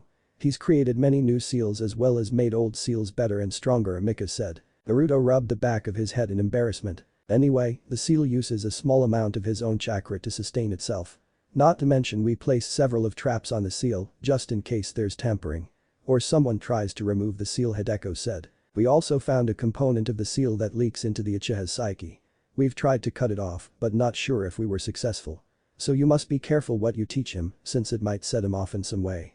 He's already on this path of avenger wanting to kill his brother and any jutsu that would help him could be the spark, Mika said. She was the most informed on human anatomy as well as psychology. Being a medic nin, she needed to be well versed in both areas. Hiruzen knew this by reading her file along with the rest of the Northwest team file. Kakashi just went with it since it seemed Hiruzen trusted them. Very well, thank you for all your help, Hiruzen said. Hideko's team bowed then left. Soon the 5 days were up. All the teams that had made it through were standing awaiting for what was to come. Naruto and his team saw that all the fresh Konoha teams were there. Naruto was happy to see Samui's team as well as Gaara's team. Soon the Hokage stood and made a speech about how the Chunin exams were put in place to end the constant wars the villages had with each other. He then went on saying that since there was so many there that there's needed to be a prelims. What, why? Ajenin asked. Like I said, there are too many contestants here. The finals will have many dignitaries here from all over. We can't monopolize their time, Hiruzen said. So we'll be having a preliminary to whittle your numbers down. Now? A long-haired blonde asked. Yes, Hiruzen said. Before the prelims could begin, a shinobi appeared. Excuse me, Lord Hokage, cough cough. But I believe it's my turn to take cough cough. Over the exam, the shinobi said. Mika frowned. Someone really needs to take a look at that, she said. They found out that their matches would be set up by random due to an electronic board that appeared out of a wall. Also, a last call was made for those who wanted to drop out. Only one did so. The first match was the Uchiha and another Konoha nin. Everyone else moved to the balcony to watch. The match went on and the Uchiha won by using a move that looks similar to something. That looks quite familiar. I think his Sharingan copied someone performing a move from the Goken style, Hideko said. Two green spandex wearing shinobi looked on. One was unhappy, muttering about how unyouthful it was. While the other frowned that his move was copied. He didn't know that Sasuke spied on him as he trained one day before the 5 days were up. The matches went on and some were interesting and others boring. The fight between the pink-haired girl and the long-haired blonde was just pathetic. They were total disgraces to all Kunoichis. Next was a match between Tenten and Temari. Ryo caught Temari as she was going down. If you beat her, don't be cruel. She's my cousin, he said. Temari nodded. The match went quick. Temari blew away all of Tenten's projectiles and even when Tenten threw out her ultimate technique she was beaten. Temari knocked Tenten out with a wind jutsu. Tenten was hit hard and her back hit the wall hard, making her lose her breath and consciousness, but no permanent damage done. The proctor called the match and Temari won. She came back up and Ryo thanked her for not hurting Tenten too badly. The next match was Ryo and Carrie. Carrie was excited about this. Alright, it's time to beat his ass. Carrie shouted. It's not cool to be overconfident, Carrie, Samui said. Whatever, I got this one, Carrie said with a confident smirk. Soon both were down on the area. The proctor started the match and Ryo and Carrie looked at each other. So, how do you want to start this? Ryo asked. Harry pulled out her sword and Ryo sighed as he pulled out his own katana. In a burst of speed they clashed. Their blades clanged metal upon metal. That sound echoed throughout the room as they fought. Up on the balcony the Jounin were shocked at seeing the speed and intensity Ryo and Carrie were fighting at. A bearded Jounin jaw dropped, letting the cigarette he had in his mouth fall to the floor. A red-eyed Jounin leaned forward to watch the spectacle. Kakashi had closed his book and watched the fight with much interest. The genin were just as surprised and shocked at the fight. The round boy had dropped his bag of chips, the lazy boy was now wide awake and hoping he didn't face either one since they'd be too troublesome. The fangirls were in total shock at what they were seeing. The Uchiha was trying to copy what he was seeing with his Sharingan but getting nothing of value, which frustrated him immensely. They were going faster than his Sharingan could copy. And since he didn't know any Kenjutsu, this was useless to him anyway. The only two teams not surprised were the Northwest team and the Kumo team, except for their temporary sensei, Derry. He was shocked at how fast Ryo and Carrie was going. Even the Suna team was surprised seeing this. Kankuro muttered that they were nuts. Gaara watched with an impassive face, and Tamari knew she had to up her game if she faced either Carrie or Ryo in the next round. The proctor was surprised to see such a Kenjutsu match. It warmed his heart to see that these two genin were so skilled in sword play. Soon the Kenjutsu match ended and Carrie and Ryo jumped away breathing hard slightly. "You've gotten better," Ryo commented. "You bet I did. I trained long and hard so I can beat you," Carrie said. She then performed so hand signs and fired a lightning jutsu. Ryo stuck his sword out catching the lightning jutsu and the jutsu went to his sword through him and shot out of his two fingers out on the other side harmlessly. Everyone on the balcony was shocked seeing such a display. "What? How could he do that?" the pink-haired girl asked loudly. "Simple. Ryo used his sword like a lightning rod. He pulled the jutsu in and as it passed through his body he controlled himself and the jutsu so it would flow out of his fingers and out of him without harm," Mika said. "But how?" the long-haired blonde asked in a more tolerable tone. "Ryo has worked on this technique for a long time. He was saving it for when he fights lightning jutsu users. He can handle most lightning jutsu, but the stronger they are then they will affect him. The one Carrie used wasn't very strong at all, so Ryo is fine," Naruto said. "That is an amazing technique he used and would be quite useful," Kakashi commented. The Uchiha didn't look happy that he couldn't copy this. The fight below continued and finally Ryo knocked Carrie with the butt of his katana. He caught her before she fell. The proctor called the match and Ryo carried Carrie up to be tended by Mika. The next match came up and it was Naruto facing a boy named Kiba Inyazuka. "Yahoo! This match will be a piece of cake," the Inyazuka crowed. "I'd be careful, Kiba, we've seen what one of his teammates can do so it's best not to underestimate him," the red-eyed Jounin cautioned to her student. "Come on Kurenai-sensei, I'll show him who's the alpha dog," Kiba boasted. "Are you through talking or should we place out tea and cakes for you to continue gabbing?" Naruto asked already on down in the arena. Kiba was pissed and leapt down with his partner Akamaru. "Stay out of this, Akamaru. I can handle him all by myself," Kiba said cockily. Kurenai sighed as she placed her hand on her face. She warned him not to underestimate Naruto, but it looked like it went into one ear and out the other. "Well Inyazuka, if you think you can take me, then take me. Unless you're all talk, which right now you seem to be," Naruto said calmly. Kiba raced forward angry and started throwing punches and claws at Naruto. Naruto would easily sidestep each move. This increased Kiba's frantic attacks until Naruto dodged out of the way and used a Shushin. What Kiba didn't see nor any of the genin though the Jounin spotted it as well as Naruto's teammates and sensei. Naruto dropped his seal on the ground. It exploded and Kiba went flying back. He hit the wall and his ears are ringing. "Kiba!" Kurenai shouted. Kiba's head was ringing. He couldn't hear a thing. His vision was blurry. All he could hear was a ringing sound. He looked up and was a bit disoriented. He got up swaying. He tried to call Akamaru, but he couldn't even his own voice or his partner's. When his vision came back he saw Akamaru being pinned by a tiger cub the size of a lynx cat. "Akamaru!" Kiba shouted. He could now hear, but he didn't realize that as he was focused on his partner. "Oh him, he was going to interfere after you told him to stay out of the fight. So I just summoned one of the tiger cubs to keep the puppy out of the fight," Naruto said. Kiba turned to Naruto and he saw red. He charged at Naruto. Naruto dodged a strike, then grabbed Kiba's wrist and pulled it behind Kiba's back. Kiba winced in pain, then tried to throw an elbow with his other arm. Naruto caught that and pulled that arm back. He then slammed Kiba to the ground and pinned both Kiba's arms with his knee as he pulled out a kunai. He wrenched Kiba's head up and placed the kunai at Kiba's neck. "The old Naruto said. Winner Naruto Uzumaki," the proctor said. Naruto got up and the tiger cub disappeared seeing the match was over. He walked back up to his team with Kiba following unhappy. Very clever. Naruto barely showed anything in the match. It will leave whoever will fight him in the finals in a bind since they don't know what Naruto can really do," Kakashi commented. "That's Naruto. He's a very skilled shinobi, Hideko said proudly. Kakashi had to agree with that. The next match was Mika facing off against a waterfall nin. Mika made quick work against him. She cut him up with her tanto shallow cuts that hurt a lot, then knocked him out with 2 senbon needles to the neck. Kakashi-sensei, that's the same thing that Haku girl did in Wave. The pink-haired girl shouted. It was Kakashi said. Well, what do you expect? Haku and Mika trained together. So Mika was bound to pick up a few things for Haku, Naruto said. The next match was Hyuga versus Hyuga. It was horrible match. The boy Hyuga belittled the girl, breaking whatever confidence she had. This enraged Naruto and Ryo, since it seemed the two were family and family should never treat each other this way. Mika held back both Naruto and Ryo from jumping down and dealing with the arrogant Hyuga. The match ended and Mika went to help the Hyuga girl. A few more matches passed and then the final match. Gaara facing off against the green spandex wearing ninja. Lee was fast and that annoyed Gaara. Soon Gaara caught Lee and pinned him down with his sand. Soon a huge fist made of sand arose. "Beholder, I'll smash you," Gaara said. Lee tried to get up but the sand bonds were too strong for him to break. Gaara hadn't underestimated Lee at all. After seeing Lee's build, he figured Lee used jutsu mostly and had to strengthen his sand to keep the boy tied up. Finally Lee conceded, unable to move. After that the remaining genin went to the floor. The picked numbers. The matches were then selected. Ryo Kisaragi vs Niji Hyuga, Shikamaru Nara vs Tamari, Mika Uzumaki vs Dosu Kanuta, Shino Aburam vs Kankuro, Ara vs Samui, and finally, Sasuke Uchiha vs Naruto Uzumaki. I want to congratulate all those who will be competing as well as those who made it this far. The finals will be in a month, Hiruzen said. Why a month? Naruto asked. So you can all prepare and train for your match. Plus there will be a lot of dignitaries coming to see the finals and it takes time for them to all get here, Hiruzen said. If this is a tournament, then does that mean only one of us will become a Chunin?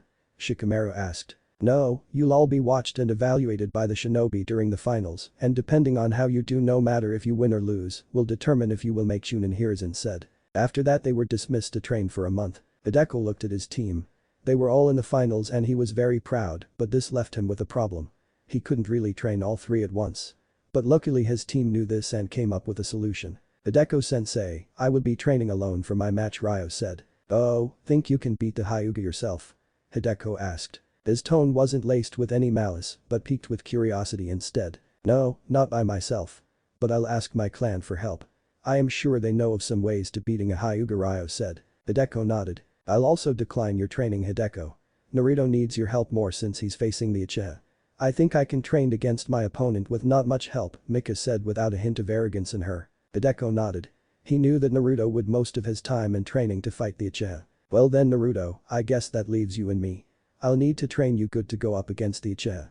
He may be arrogant and all, but his clan is powerful and you'd need to know how to fight against the Sharingan, he said. Naruto nodded, ready for whatever Hideko was about to dish out. Good, see you two in a month, Hideko said, looking at his other two students. They bowed and left, leaving Naruto and Hideko. Ryo got to a training ground and looked around. After finding and feeling that no one was around, he did some hand signs. Summoning jutsu. A plume of smoke, then a wolf appeared. About the size of a Saint Bernard. It had a dark blue, almost black coat with a silver-gray underbelly. You called, Ryo? It asked. Yes, Lupa, could you give this to my aunt, Ryo said as he handed Lupa a letter. Lupa took the letter into her mouth. She then disappeared in a puff of smoke. In the Kisaragi clan compound, a woman was sipping green tea and snacking on some sort of buttery biscuits. She knew that they were quite fattening, but she'd just burned it off in training. She had short black hair and brown eyes. She was wearing camouflage biker shorts, a white tank top that was covered by a black leather vest, as well as a long-sleeved gray jacket that had the Kisaragi clan emblem on the back. A message, Lupa said as she dropped the letter on the table. The woman opened it and read it, then nodded. Can you take me to him? She asked. I can, Lupa said with a nod. Great, let me grab a few things, then I'll be ready to go, the woman said. A few minutes later she came back packed and ready to go. Right, let's hit the road, she said. The woman and Lupa vanished in a plume of smoke. Ryo saw Lupa appear, but with a passenger. Lupa, after dropping off her passenger, then left. So Brad, you're fighting a Hyuga, the woman said. I am Aunt Yuffie, Ryo said. Before, Ryo was one of the strongest ninjas of the Kisaragi clan. Yuffie Kisaragi. She was known within New Whirlpool as the best kunoichi of the Kisaragi clan. She had amazing skills in Kenjutsu and Taijutsu. She had the best success rate in assassinations and infiltration missions and had the highest amount of kills. She was a strong leader and led the Uzukage's Black Ops division. New Whirlpool had two forces, one was the Anbu-based Gale and the Black Ops 1. The Black Ops was a splinter group of Gale and only handled the toughest missions like assassinations and infiltrations. Most of Gale did was protection detail for the Yuzukijin village security and police force. Alright, tell me about the Hyuga, Yuffie said. Ryo nodded and they began to tell Yuffie all about Niji Hyuga. He's from the branch family as far as I can tell. He's got a superiority complex too. Also he's hung up about fate or something. I've heard he's supposed to be a prodigy or something. He's very skilled in Jyuukin and has a ruthless streak in him, Ryo said. How so? Yuffie asked. In the prelims he fought his cousin, who is the heiress of the clan, and he almost killed her and would have if it wasn't for the Jounin stopping him from committing the act, Ryo said. Yuffie clenched her hands. The Kisaragi clan, like the Uzumaki clan, always, and I mean always, put family first before anything else, and for someone to damn near almost kill their own blood angered the Kisaragi clan. I see. Well then, I got some training to put you through since you seem to want to put this Niji in his place. Am I right? Yuffie asked. Yes, Aunt Yuffie, Ryo said. Right, well, first things first. I'll need to help you train against the Byakugan. I've fought more than my share of Hyugas and I know their Jyuukin quite well. I am not proficient in it but will make a suitable sparring partner for you. Plus, I can give you this, Yuffie said. She pulled out a storage scroll and released the contents. What appeared was armor. She tossed it to Ryo. Tell me what you notice, she said. Ryo looked at the armor and couldn't see anything different by its appearance really. It looked like standard Kisaragi clan armor they all wore. But then he started to feel it and found some places were more reinforced than other places. This got him very confused as to why that was. So you've noticed it, Yuffie said. Yes, there seems to be more protection in certain areas, Ryo said. Yes. This armor was built to fight against Hyugas. The areas where the plating is thicker is where Tenketsu points are located. For Jyuukin to work, the Hyuga has to strike the Tenketsu points directly. This armor protects it so your chakra points are not closed off. It still hurts like all hell, but you can still be able to use chakra, Yuffie said. Ryo just nodded. Go on, try it, Yuffie said. Ryo did and found that it fit him. Yuffie looked a bit smug. Is your aunt awesome or what? She asked as she struck a victory pose with matching backdrop. Let me guess. Mom told you about me coming to Konoha and wanted me prepared just in case I face a Hyuga, Ryo said. Can't you ever just be amazed and astounded by me? Yuffie pouted and stomped her foot. Ryo shook his head. Yuffie may be one of the strongest of the Kisaragi clan, but sometimes she acted childish. Okay, give me back the armor. I am going to train you into avoiding the Jyuukin, Yuffie said. Ryo nodded since he knew wearing armor wouldn't be enough. So the training began. Mika was walking around the village and found Hade. She walked right up to him. You need to see a doctor for that cough, she said. Hade just blinked at the genin. He remembered her during the prelims and knew she was skilled as far as he could tell. I've been to the doctor and they don't know what's causing it, he said. That's because they are all idiots and could find their butts with a mirror, Mika said. Hade just blinked. Come with me and I'll fix you up, Mika said. I know our villages are allies and everything, but you're just a genin, Hade said. So, in my village I am one of the best medic nins there is, Mika said without boast. Hade shrugged. What did he have to lose? So Hade and Mika went to the hospital where they found an exam room. Mika then began very professionally check Hade out. She then nodded and muttered a few things, then began pulling things out of her storage scroll then and there and began concocting something. Once it was done she handed it to Hade. It was an odd object in the shape of the letter L. It looked like it had a cartridge of some kind inside the top part of the L. This is called an inhaler. You place this part to your mouth gesturing to the lower part that had a hole in it and when you inhale through your mouth you press the top of this cartridge and a vapor is released. The vapor will enter your lungs and will help you coughing, Mika said. Hade was shocked that Mika was able to do this so quickly. He decided to try it and followed the directions Mika had given. He felt the vapor enter his lungs and he felt good, better than he had ever felt. But take it 2 to 3 times a day for as long as you can. Your condition should clear up and be more manageable. Here are some extra cartridges and I'll show you how to load them, Mika said. She showed Hade then they left. Okay Naruto. I know Kakashi is training the Uchiha, so that means I got to train you extra hard to be ready, Hideko said. Naruto nodded. Good, now thankfully you didn't show much in the prelims, so most of your skills are still a mystery to the Uchiha. This works to your advantage, but you can't let that go to your head, Hideko said. Again Naruto nodded. Right, let's begin, Hideko said. He had Naruto start with Taijutsu. Now Naruto's talent wasn't Taijutsu, but Fuinjutsu and Ninjutsu. But he knew he had to have a certain level of skill in Taijutsu to be a good shinobi and not rely on one talent. Hideko though changed Naruto's training a bit. He needed Naruto to fight Sasuke without looking into the Uchiha's eyes. The Sharingan can entrance its opponent. So Hideko had Naruto train his other senses. Hideko also worked on increasing Naruto's speed since that would be key to beating the Uchiha. Since he knew that even if the Uchiha can't see your attack with the Sharingan, if you're faster than the Uchiha then they couldn't react fast enough to defend. The training the three did was hard and they barely saw one another except May when they went into town and eat or at the hotel. Yuffie was really beating Ryo into dodging the Jayuken strikes. Come on brat, faster. You got to get faster, Yuffie said as she performed Jayuken on Ryo. Like she stated before, she knew the Hyuga's Taijutsu style very well after fighting against it many times. Though she was no expert and couldn't shut down the chakra point since she wasn't a Hyuga. But she could simulate very well and give Ryo live training. Ryo was pushed to his limits as Yuffie didn't just want him to dodge Niji's Jayuken strikes but all Hyugas no matter their skill.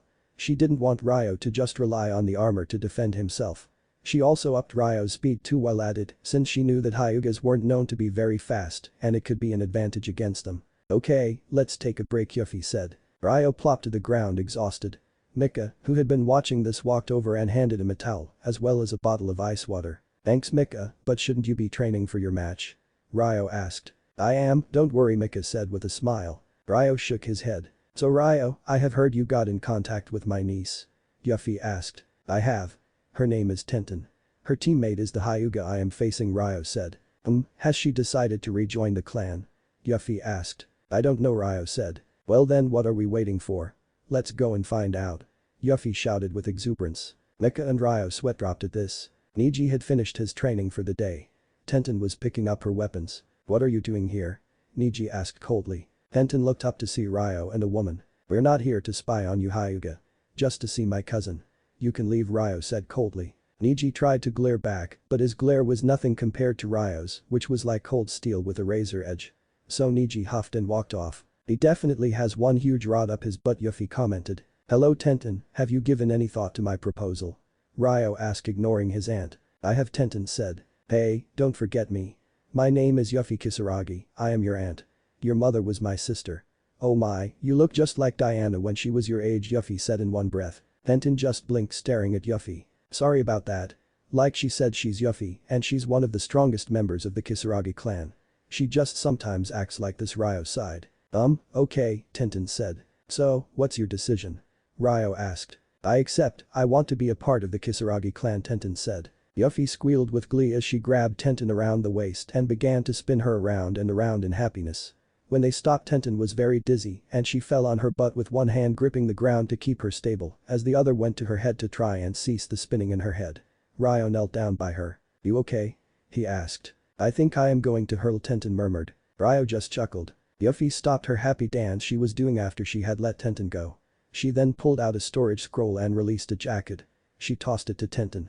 Since you are now a part of the Kisaragi clan, you need to wear our symbol, she said. Tenten, now finally able to see straight, looked at the jacket. It was grayish blue and had the Kisaragi clan emblem on the back. She put it on and it fit her. I've done it again. Yuffie exclaimed as she struck a pose and a backdrop appeared. You mean you broke into Tenten's room, checked out what her measurements are and made the jacket to fit her, Ryo said. Why do you have to do that? Yuffie whined. Tenten blinked. This woman, Yuffie, broke into her room, which was laid with traps and didn't get caught in any, and got her measurements and made this jacket for her. She wasn't sure to be angry for the break-in or surprised that Yuffie got by her traps. Those traps in her room were her best work, really. Okay now. Time for the oath, Yuffie said seriously. Oath? Tenten asked. Yes, all Kisaragi clan members take this oath.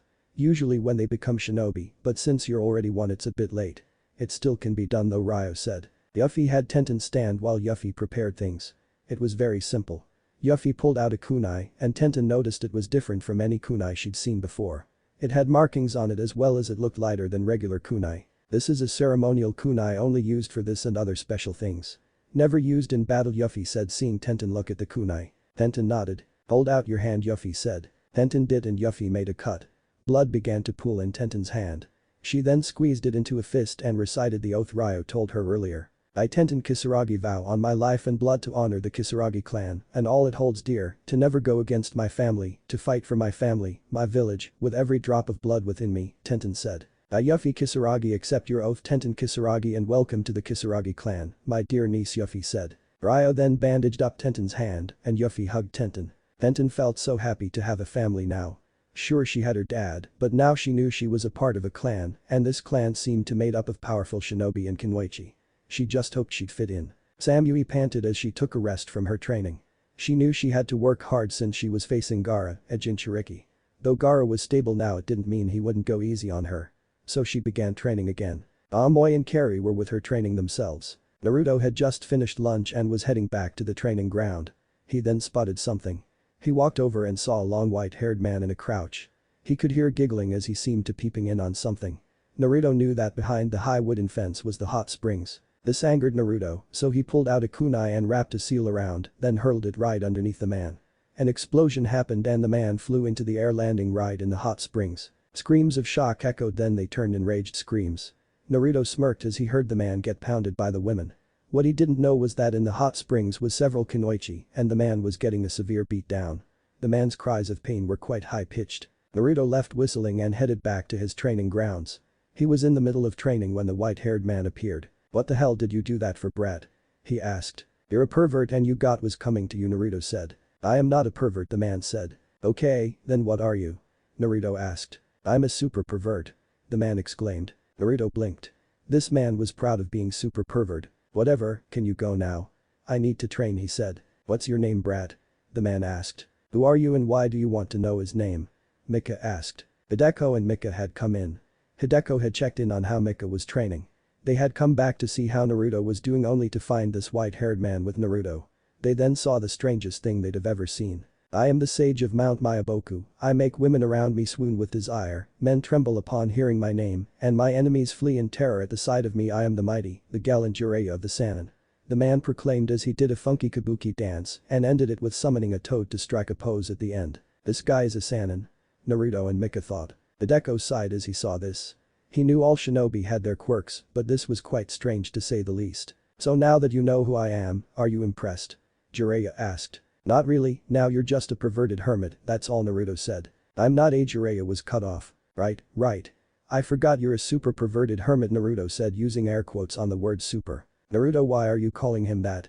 Mika asked. "I caught him spying in on a hot spring on my way back from lunch," Naruto said. Mika's eyes narrowed.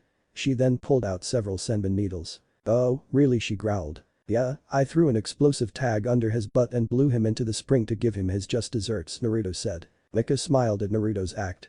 She was so proud of him. "Yeah," Jiraiya grumbled as he still felt the stung of the explosive tag igniting so close to his rump. He then remembered Naruto's name and looked at the blonde boy. He looked like Minato alright, except he had Kushina's face. "Say kid, how about I train you for the finals?" he offered. "No thanks, I'm good," Naruto said. "I can teach you things you can only dream of," Jiraiya offered. "Like what?" Naruto asked. "Like this," Jiraiya said as he summoned a toad. "I already know how to summon.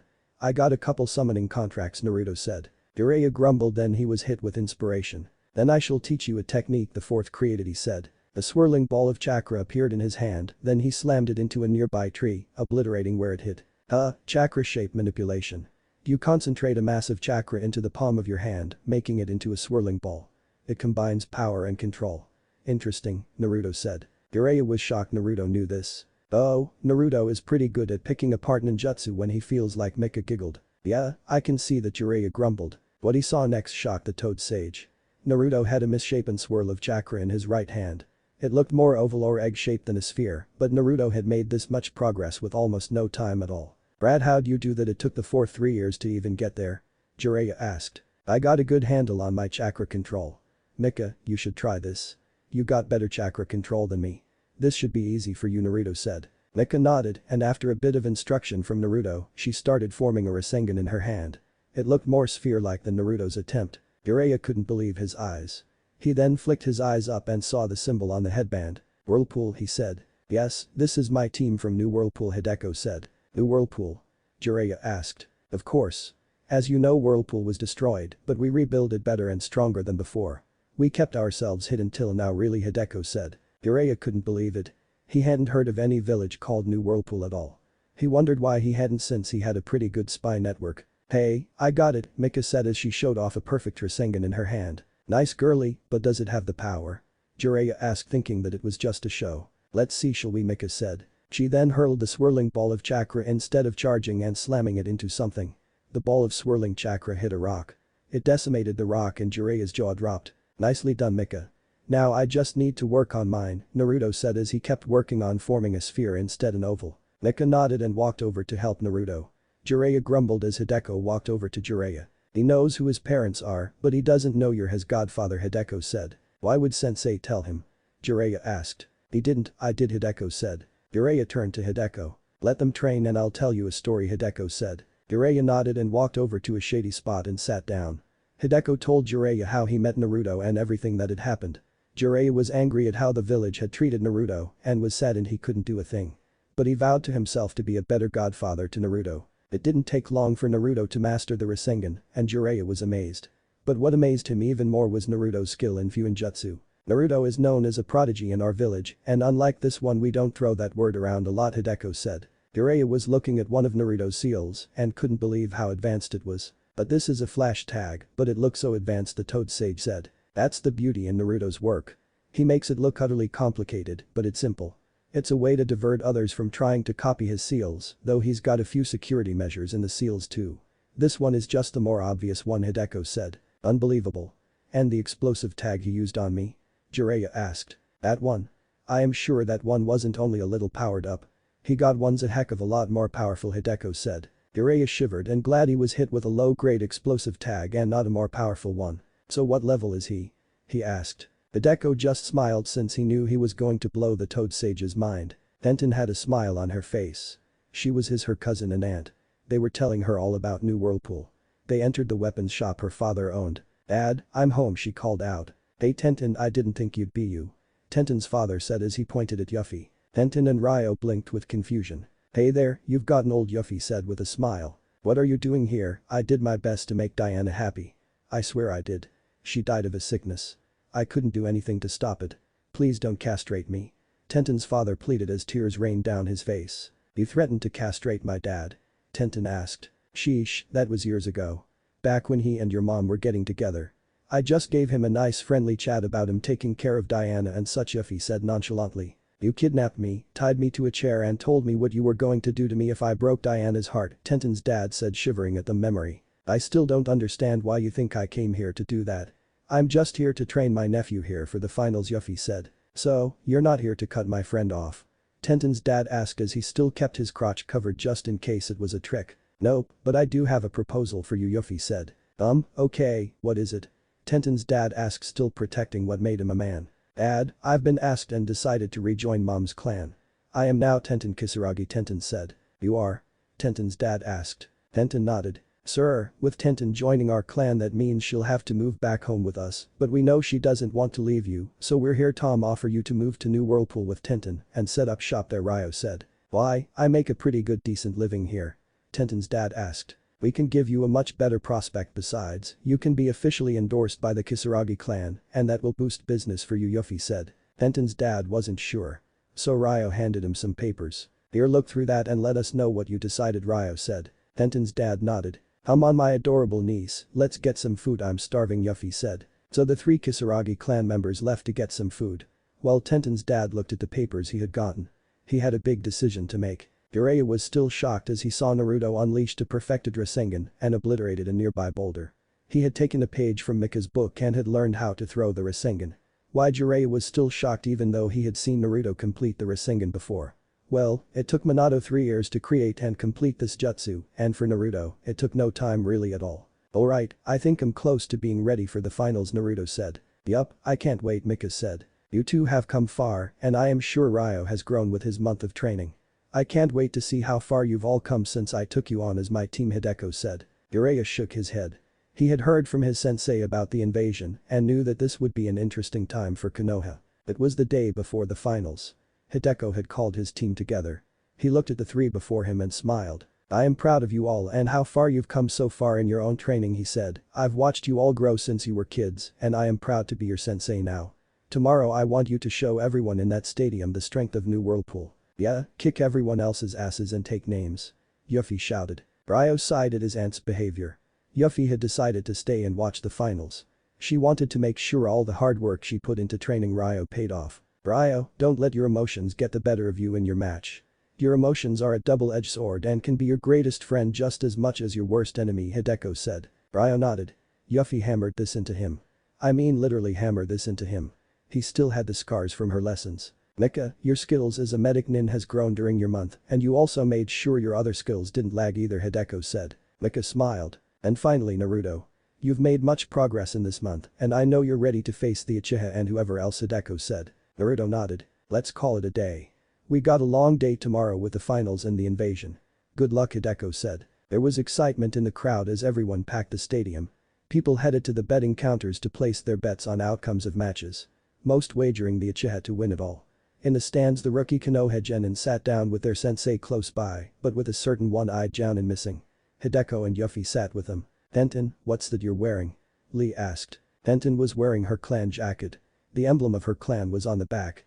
It was a large whirlpool, and inside it was two crossed kunais, a sword pointed directly down the middle of the crossed kunais, shuriken circled all around, and a scroll on the bottom of the crossed kunais.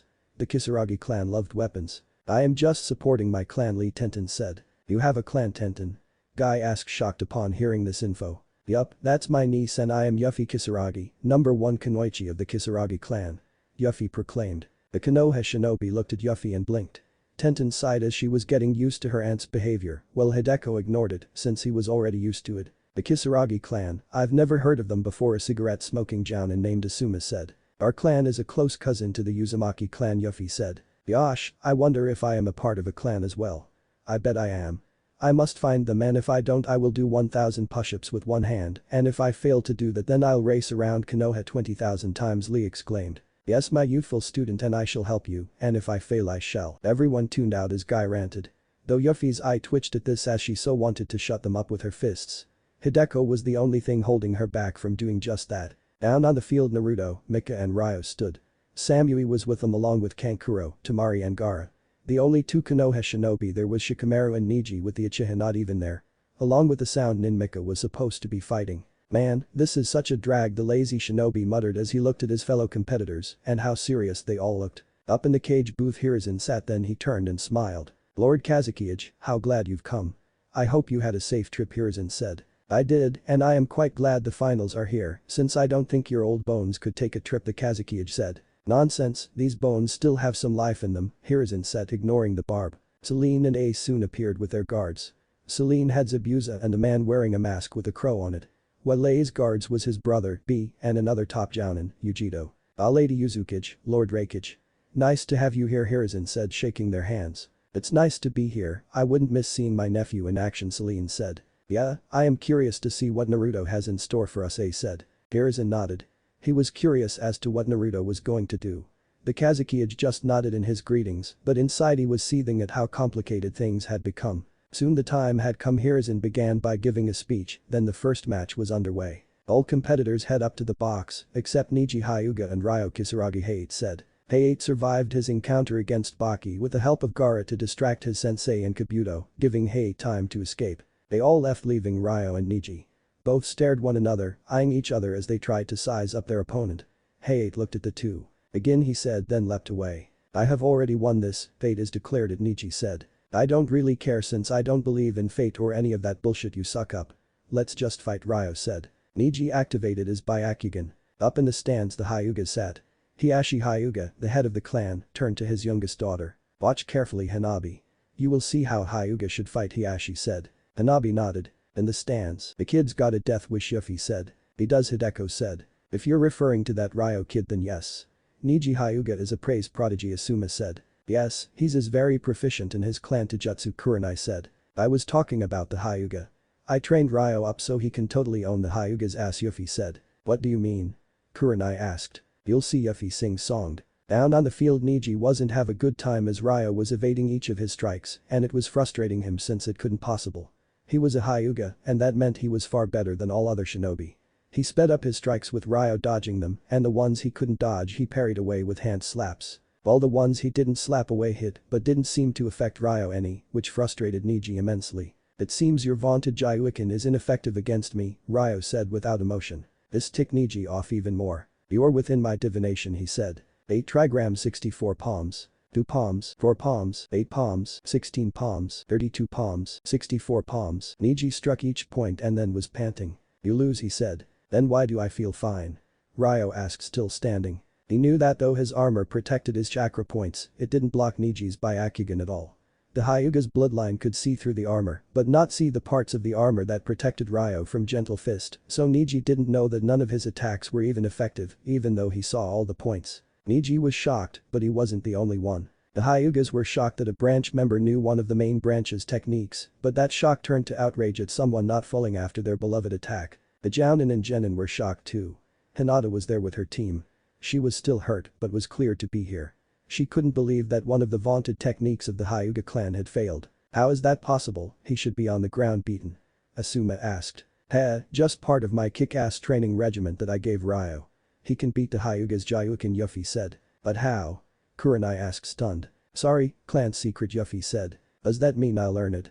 Tenten asked. Maybe, but that will be later Yuffie said. Tenten nodded. I must get stronger Guy-sensei to be able to withstand Niji's attack like Ryo does, Lee said. Yes, Ryo's flames of youth are burning brightly, Guy said. Will you two knock it off? Yuffie shouted as she bashed both of their heads with dual mallets. She had unsealed them from one of her scrolls. This time Hideko didn't get to Yuffie in time to stop her from shutting up the two green spandex-wearing shinobi. Well, that's a way to shut them up, Asuma commented. Back on the field. How are you able to stand? I've sealed off all your chakra points. Niji asked. Look at your hands, Ryo said. Niji did and saw they were raw red.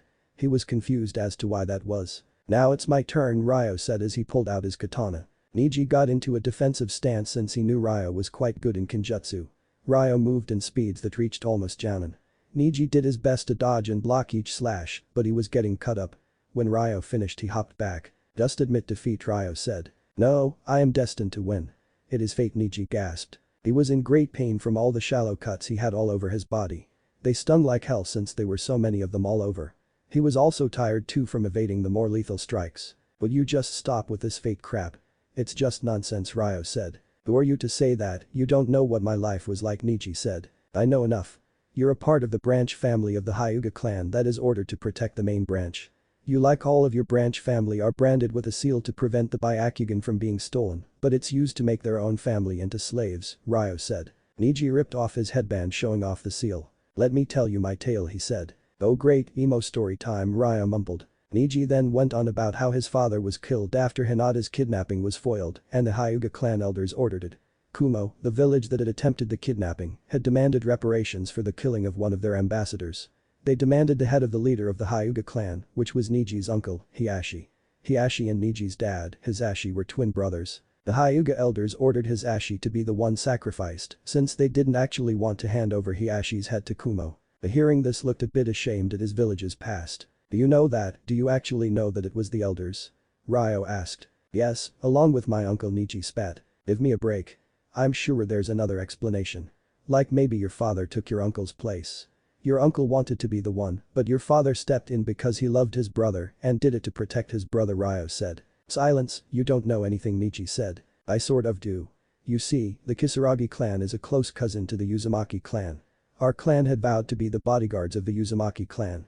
So we're kind of alike, Ryo said. If I was in that position your father was in, I know I'd do the same thing to save my brother. Niji charged in and Ryo smirked. He stabbed his katana into the ground and jumped back, and then a bright flash covered the field that came from the katana. When it ended and everyone had their vision back, they saw Niji on the ground rolling around in pain. He was clutching his eyes. Ryo walked over, pulling up his sword, and stepped on Niji's chest, placing the tip of his sword at Niji's neck. What Ryo did was drop a flash tag on the ground as he put his sword down to hide the dropping of the flash tag. Winner. Ryo Kisaragi. Hate said. In the stands the Hyuga were shocked at the outcome. Hiashi excused himself. He had to talk to his nephew. But the Jounin and Genin, they were shocked too, well, except Hideko and Yuffie. Was that what you had planned out? Hideko asked, turning to Yuffie. Nope, I told him to beat the shit of the Hyuga and cut him up good in the process, Yuffie said. But that was a flash tag, right? Kurenai asked, stunned. I think so, but I've never seen one so powerful before, Asuma said. Thank Naruto for that. He's a prodigy when it comes to Fuinjutsu, Hideko said. You mean that spiky blonde brat made that seal? Anko asked. He did, and many more. He's created and improved many seals that we use in the village, Hideko said. Unbelievable, Kurenai said. Yeah. He, Mika and Ryo are all advanced expert in Fuinjutsu, Hideko said. Advanced expert, what does that mean? Ino asked. You see, there are stages or levels in learning Fuinjutsu. The first is and the bottom one is novice, everyone starts there, next is beginner, which is a step up from novice, after that it is intermediate, then advanced, then expert, and then where Hideko's team is at advanced expert. They are all close to being called master, Yuffie said. The new Whirlpool kids are taught Fuinjutsu at a young age. Some even before they can walk. They are trained by their families and the village in Fuinjutsu. We have the most seal masters of any village, Hideko said. Naruto is more close to master, but he stayed back to let his teammates catch up to him. He wants to be a master along with his team. He helps them with their Fuinjutsu training too. Everyone was shocked to hear that New Whirlpool had so many seal masters. The Jounin knew how difficult a skill that was, and to have so many is just simply amazing. Tenten got excited that she'd be learning Fuinjutsu. Amazing to have 3 genin to be that advanced in Fuinjutsu, Asuma said. I don't see what's so great about Fuinjutsu, Sakura said. It's simple, girly. Your village, all hidden villages have a chakra sensory system. That chakra sensory system detects unknown chakra signatures that enter their villages. It helps prevents foreign shinobi entering a village unknown. Seals create that whole system. All exploding tags are seals, as are the storage scrolls too, along with the flash tags you have just witnessed. Fuinjutsu is quite amazing. A Fuinjutsu master can wipe out an entire army with just seals, Hideko said. They aren't better than Sasuke, Sakura said stubbornly. Ino nodded in total agreement with her rival. Though not as vehemently, since she understood Fuinjutsu a bit more than Sakura and knew it was a good tool to know. Hideko is right. Fuinjutsu is quite amazing. The only reason why there aren't many masters is that it's very hard to learn, since you have to be exact. You can't mess up a seal or it might cost you your life, Asuma said. Will I be able to become a seal master? Tenten asked. Maybe, we need to test where you are at when we get home, Hideko said. Tenten nodded. Hey. They all turned to find Yuffie stealing Anko's dango, which was a death sentence for any who knew Anko and how much she loved her dango. Yuffie though didn't seem to care, as she was munching away on the dango with Anko a few seconds away from maiming Yuffie. But before the snake mistress could move, Yuffie hurled a kunai and landed right between Anko's legs. This stunned everyone. Don't worry, I paid you back for what I've taken. Check your pocket, Yuffie said as she snacked on the dango she had stolen. Anko looked in her trench coat pocket and found cash. How? She asked. I'm not only the #1 kunoichi of the Kisaragi clan, but I'm also one of the best pickpockets and thieves too, Yuffie said as she kept munching away on the dango she had taken.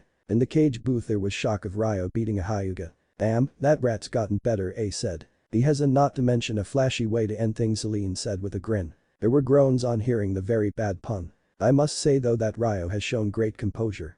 I'm surprised he found a way to negate the Hyuga's Jayukin, Hiruzen said. That was most likely Yuffie's doing. She developed a way to beat the Hyuga, Celine said. Interesting, the Kazukiage said. Yes, but is he Chunin material? I asked. I'd say he is, Celine said. Yes, I am also very surprised with the power of the flash tag, Hiruzen said. That would be Naruto's work. He's increased the power of explosive and flash tag, Celine said. Really, how powerful? Hiruzen asked. Let's see, he's got a 5x, a 10x, 50x, 100x, 150x, and so on and so forth. I think the strongest he got it to was 350x, and those can obliterate a small village, Celine said. This made all the cage's eyes widen at the utter destruction Naruto had within his fingertips. In the competitor's booth there was talk. I think Ryo copied your little trick we used back in the forest against the Uchiha, Mika said. He did, but it works against any shinobi with an bloodline in the eyes, Naruto said. Mika nodded. Man, how strong are you guys? Kankuro asked. We're pretty strong, but Naruto is the strongest of us, Ryo said, appearing in the box. Shikamaru grumbled at troublesome with Shino adjusting his glasses. The next match was Shikamaru and Temari. Canon. It seems the Nara clan's laziness is still strong, Yuffie said. It is, Hideko said. Ino was shouting and yelling at how she was going to kill Shikamaru for forfeiting. In the cage box the 4 cages were discussing the match. He's the most unmotivated person I think I've ever met, Celine said. Yes, but he's quite smart too. Think he's Shunin material? Hiruzen asked. He is, but I'd have liked to see more of what he can do, A said. The Kazukiage just nodded. Man, now that's lazy, Naruto said. It may look like it, but the Nara calculated his chances and took the best route, Ryo said. Well, you know tactics the best, Ryo, Naruto said. Still, he just pissed of Temari. He's going to die, Kankuro said. Temari came up the stairs with a huge storm cloud over her head. She was in a rage from how her match went. She was toyed with by the laziest person she had ever met. This was a blow she couldn't take and she was going to take it out on someone. Kankuro hid behind Gaara. He could feel Temari's anger and he didn't want to be the target. He just hoped Gaara's sand would protect him too. Naruto though threw caution to the wind and walked towards Temari. He's going to die, Kankuro said. Hey Temari, Naruto said. Temari's teal-green eyes snapped to Naruto. Her fiery glare still burning. You did a great job, you just got a crap match against the laziest ass in the world, Naruto said, then hugged her. Temari seemed to melt into Naruto's arms. She didn't know how he did it, but he calmed her down with a few words and a hug. She hugged Naruto back, making sure she pressed herself quite snugly against Naruto so he could feel her womanly assets. "Thank you Naruto," she said into Naruto's ear. Samui saw this and frowned. Mika sighed and shook her head. She knew this was really going to be trouble later on. Why does Naruto have to be such a nice guy? She thought. And Kuro looked out from behind Gaara. How'd he survive? He thought. The next match was Samui and Gaara. Samui and Gaara made it to the field and looked at each other. Samui knew that with Gaara being a Jinchuriki that meant she'd need to be more on guard. Gaara had more chakra than her and could easily outlast her if sparring with Naruto in the past was any indication. She needed to finish this quick. "Ready?" Hade asked. Samui and Gaara nodded. "Begin." Hade shouted. Samui jumped back and performed some hand signs and fired off a blast of lightning. A wall of sand stopped the attack. "It's going to take more than that," Gaara said. "I know that," Samui said. "Then try this," Gaara said. Soon sand made into fists came flying out. Samui dodged them all, but they were getting faster and faster that she was having trouble. She then did some quick hand signs and lightning fired off incinerating the sand fists. Gaara stopped his attack and began his next step of his plan. He sank into the sand making Samui on edge as she did her best to sense where Gaara would be coming from. He's so in tune with the earth that it's hard to pinpoint where he is, Samui thought as she kept her eyes and ears open. Gaara then rose from the ground to grab Samui, but she jumped up just mere seconds from being captured. She hurled a smoke bomb down on the ground to give her a chance to escape. Smoke covered the area. "Man, this is an intense fight," Ryo said. "It is." Samui is not underestimating Gaara at all, Naruto said. "What do you think her next move is?" Mika asked. "Not sure," Naruto said. Meanwhile with the other two Sand siblings. "Have you ever seen Gaara go so easy on anyone?" Kankuro asked. "She's a friend and Naruto's taught him that friends don't hurt each other needlessly. He's only going to incapacitate her," Temari said. "In the stands. Aw man, why all the smoke?" Kiba grumbled. "A very smart move. She got away and can regroup," Kurenai said. "Yes, she's a very resourceful one," Yuffie said. Makes you wonder what's going to happen next," Asuma said. "I just want the smoke gone." "Where's the action?" Anko said. Back down on the field the smoke finally cleared. Samui was on the side of the wall so she'd be safe from any attacks from Gaara. Gaara was standing there with his arms folded. Waiting. Samui leapt off the wall and charged in. Everyone looked at her like she was crazy since they saw the wall of sand Gaara had put up before to defend himself. But as Samui hit the wall of sand it turned out to be a lightning clone. The real Samui came out of nowhere it seemed, but she had on a low-power Jinjutsu to disguise herself. She came in swinging her sword. It cut through Gaara, but he was just sand clone.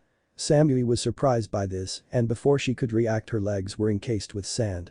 She struggled to get out but she knew she was stuck. "Yield," Gaara said as he appeared from underground. He had a pike made of sand aimed at Samui's neck. Samui sighed and yielded. "Winner." Gaara Hate said. Everyone was surprised by this. "Wow, now that was an interesting match," Hideko said. "But it wasn't very exciting," Yuffie pouted. "Yeah, it wasn't," Anko said with a pout on her face. It seemed Anko and Yuffie had bonded during the match. They were sharing a huge cache of dango between themselves. Kurenai wasn't sure about this whole bonding thing at all. In the cage booth the four village leaders discussed the results. "Samui is quite talented. She just had a bad hand dealt to her," Celine said. "I agree, Samui showed great tactics," Ace said. And what about Gaara?" Hiruzen asked. "He's shown skill and tactics as well. I think he's worthy of Chunin," Celine said. "I agree," Ace said. The Kazuki said nothing even though they were discussing his own son. "I feel sorry for Samui, she had an uphill climb," Mika said. "Yes, but she gave it her best effort," Ryo said. Naruto said nothing as he was preparing himself for his own match. "Next match, Mika Uzumaki vs Dosu Kanuta," Hate said. Mika jumped down and was ready to fight, but Dosu never showed. They waited the allotted time and Dosu was disqualified. Mika frowned since she was ready to find, but had moved on without fighting. She got back up to the competitor's box. Naruto hugged her. "Don't worry, you'll have an opponent next time," Naruto said. "Yeah, and this give you a better chance. You are fully rested unlike your opponent might be," Ryo said. "Thanks guys," Mika said with a smile. The next match Naruto Uzumaki vs Sasuke Chihei called. Naruto leapt down and no sign of Sasuke. "I do hope this isn't a pattern. I was looking forward to this match," Ace said. "Yes, so was I," Celine said. "Anbu, find Kakashi," Hiruzen said. "Oh man, another one. Come on," Anko whined. "Yeah, I want to see Naruto beat the snot out of the Uchiha," Yuffie grumbled. "What makes you think Naruto would win?" Asuma asked. "Easy, Naruto is the top genin of Whirlpool. He's the best in all areas and has been known to sparring against Chunin in the village and the occasional Jounin," Yuffie said. "You let a genin spar against Chunin and Jounin?" Kurenai asked shocked. "Of course, it's the only way we of New Whirlpool think will help our shinobi get stronger. They face someone stronger than them." It not only gives the genin knowledge of facing a stronger opponent, but also gives lessons to the Chunin and Jounin, Hideko said. Plus we make sure it doesn't go too far anyway, Yuffie said. What kind of lesson? Asuma asked. Never underestimate your opponent no matter the level. Genin are still capable shinobi after all. When it comes to fighting in the field, rank means nothing, Hideko said. The Jounin and special Jounin had to agree with that. They understood that even a genin can cause trouble for an experienced shinobi since they use tricks that the experienced ones would forget. And the experienced shinobi are more set in their ways than the younger ones. The genin among them just looked confused. It's been an hour and he still hasn't shown. I think this is grounds to disqualify the Uchiha, said. I agree, for him to have the nerve to be this late shows he's not ready for the responsibility of being a Chunin, Celine said. Give him a bit more time, I am sure he'll show, the Kazekage said. I say no, he doesn't deserve it for making us wait this long, said. Celine just nodded. What about if he loses his chance at a promotion, but he still gets to fight? The Kazekage suggested. No way, he's lost that right too for being tardy and making us wait for him, Celine said. I agree. He is a shinobi and has to learn to be on time, no matter if he's a genin or jounin, said. But so many people have come out to see the Uchiha fight, the Kazekage argued. It's not our fault that he failed to show. He can only blame himself for that, said. Yes, the Uchiha shouldn't be given any kind of favoritism at all. He just another shinobi in the rank, Celine said. Hiruzen sighed, but he could see the point Celine and A was making. He motioned to an Anbu and whispered in their ear. The Anbu nodded and shoo-shined away. Naruto was sitting there meditating as he waited. He had nothing better to do really. Heiei was bored and then Anbu whispered into his ear. He nodded. Sasuke Uchiha is disqualified for not showing. Winner Naruto Uzumaki, the Jounin said. There was shouts of outrage from the crowd who were Sasuke supporters. They booed and jeered. Naruto just shunshined back up to the box. Well, that was lackluster, he said to his team. I agree, but a wise decision by the Cages. The Uchiha didn't deserve to even fight if he doesn't even show up on time, Ryo said. Tell that to the crowd, Kankuro said. Sakura and Ino were a part of the shouting. They can't do that, Sakura shouted. Yeah, Sasuke should be able to fight.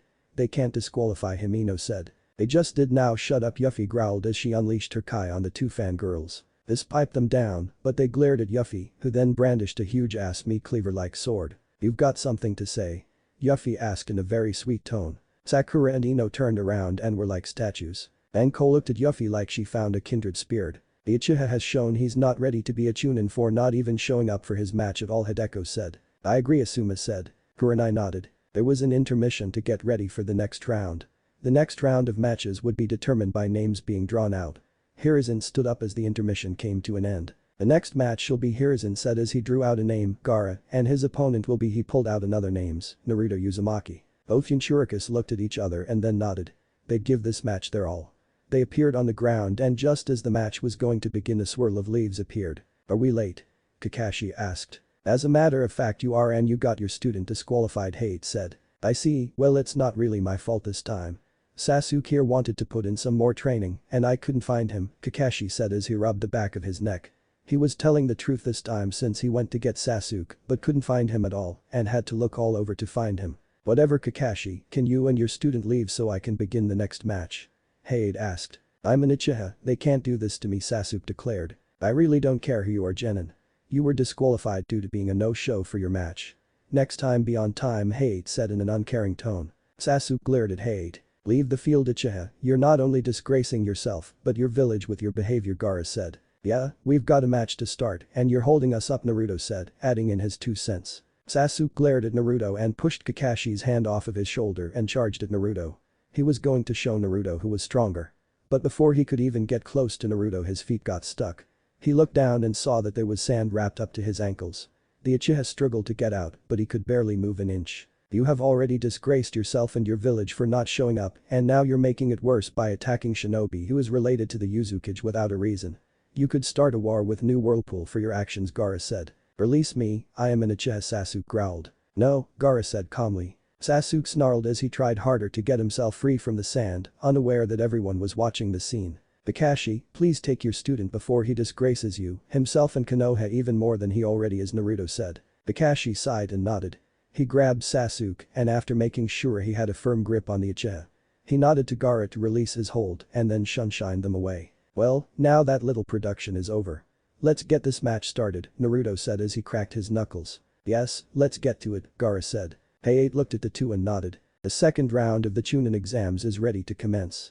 The match between Gaara and Naruto Uzumaki begin. Gaara started off by hurling sand-made spears at Naruto. Naruto dodged them and went through hand signs and created a sword made out of water and hacked and slashed through all the sand spears. Incredible, I've never seen a jutsu like that before, Asuma said. Yeah, the brat can go, Anko said. Of course he's good. He's in Uzumaki and they are some of the best, Yuffie said proudly. Kakashi and Sasuke arrived and Kakashi plopped Sasuke right between his two biggest fans. Sasuke was angry with his new situation and tried to leave, but with Sakura and Ino on either side of him made it hard. They were smothering him. All he could do was glare down at the field, knowing that he should be done there fighting Naruto, not Gaara. Troublesome, that's why I bailed when I could, Shikamaru said as he watched the match. Ah, come on, Shikamaru. This is totally awesome. I just wished I was down there, then I'd show them who the top dog really is, Kiba said. Didn't you get your butt handed to you by Naruto in your match? Tenten asked with a smirk. Kiba grumbled at this. Hey, cheer up, biscuit breath. You got that far in your first Chunin exam, Yuffie said. What did you call me? Kiba asked. I called you biscuit breath because it sounds right since that's what your breath smells like, Yuffie said, like it was the most obvious thing in the world. Kiba growled and looked ready to attack Yuffie. Kiba, have you been eating those dog biscuits again?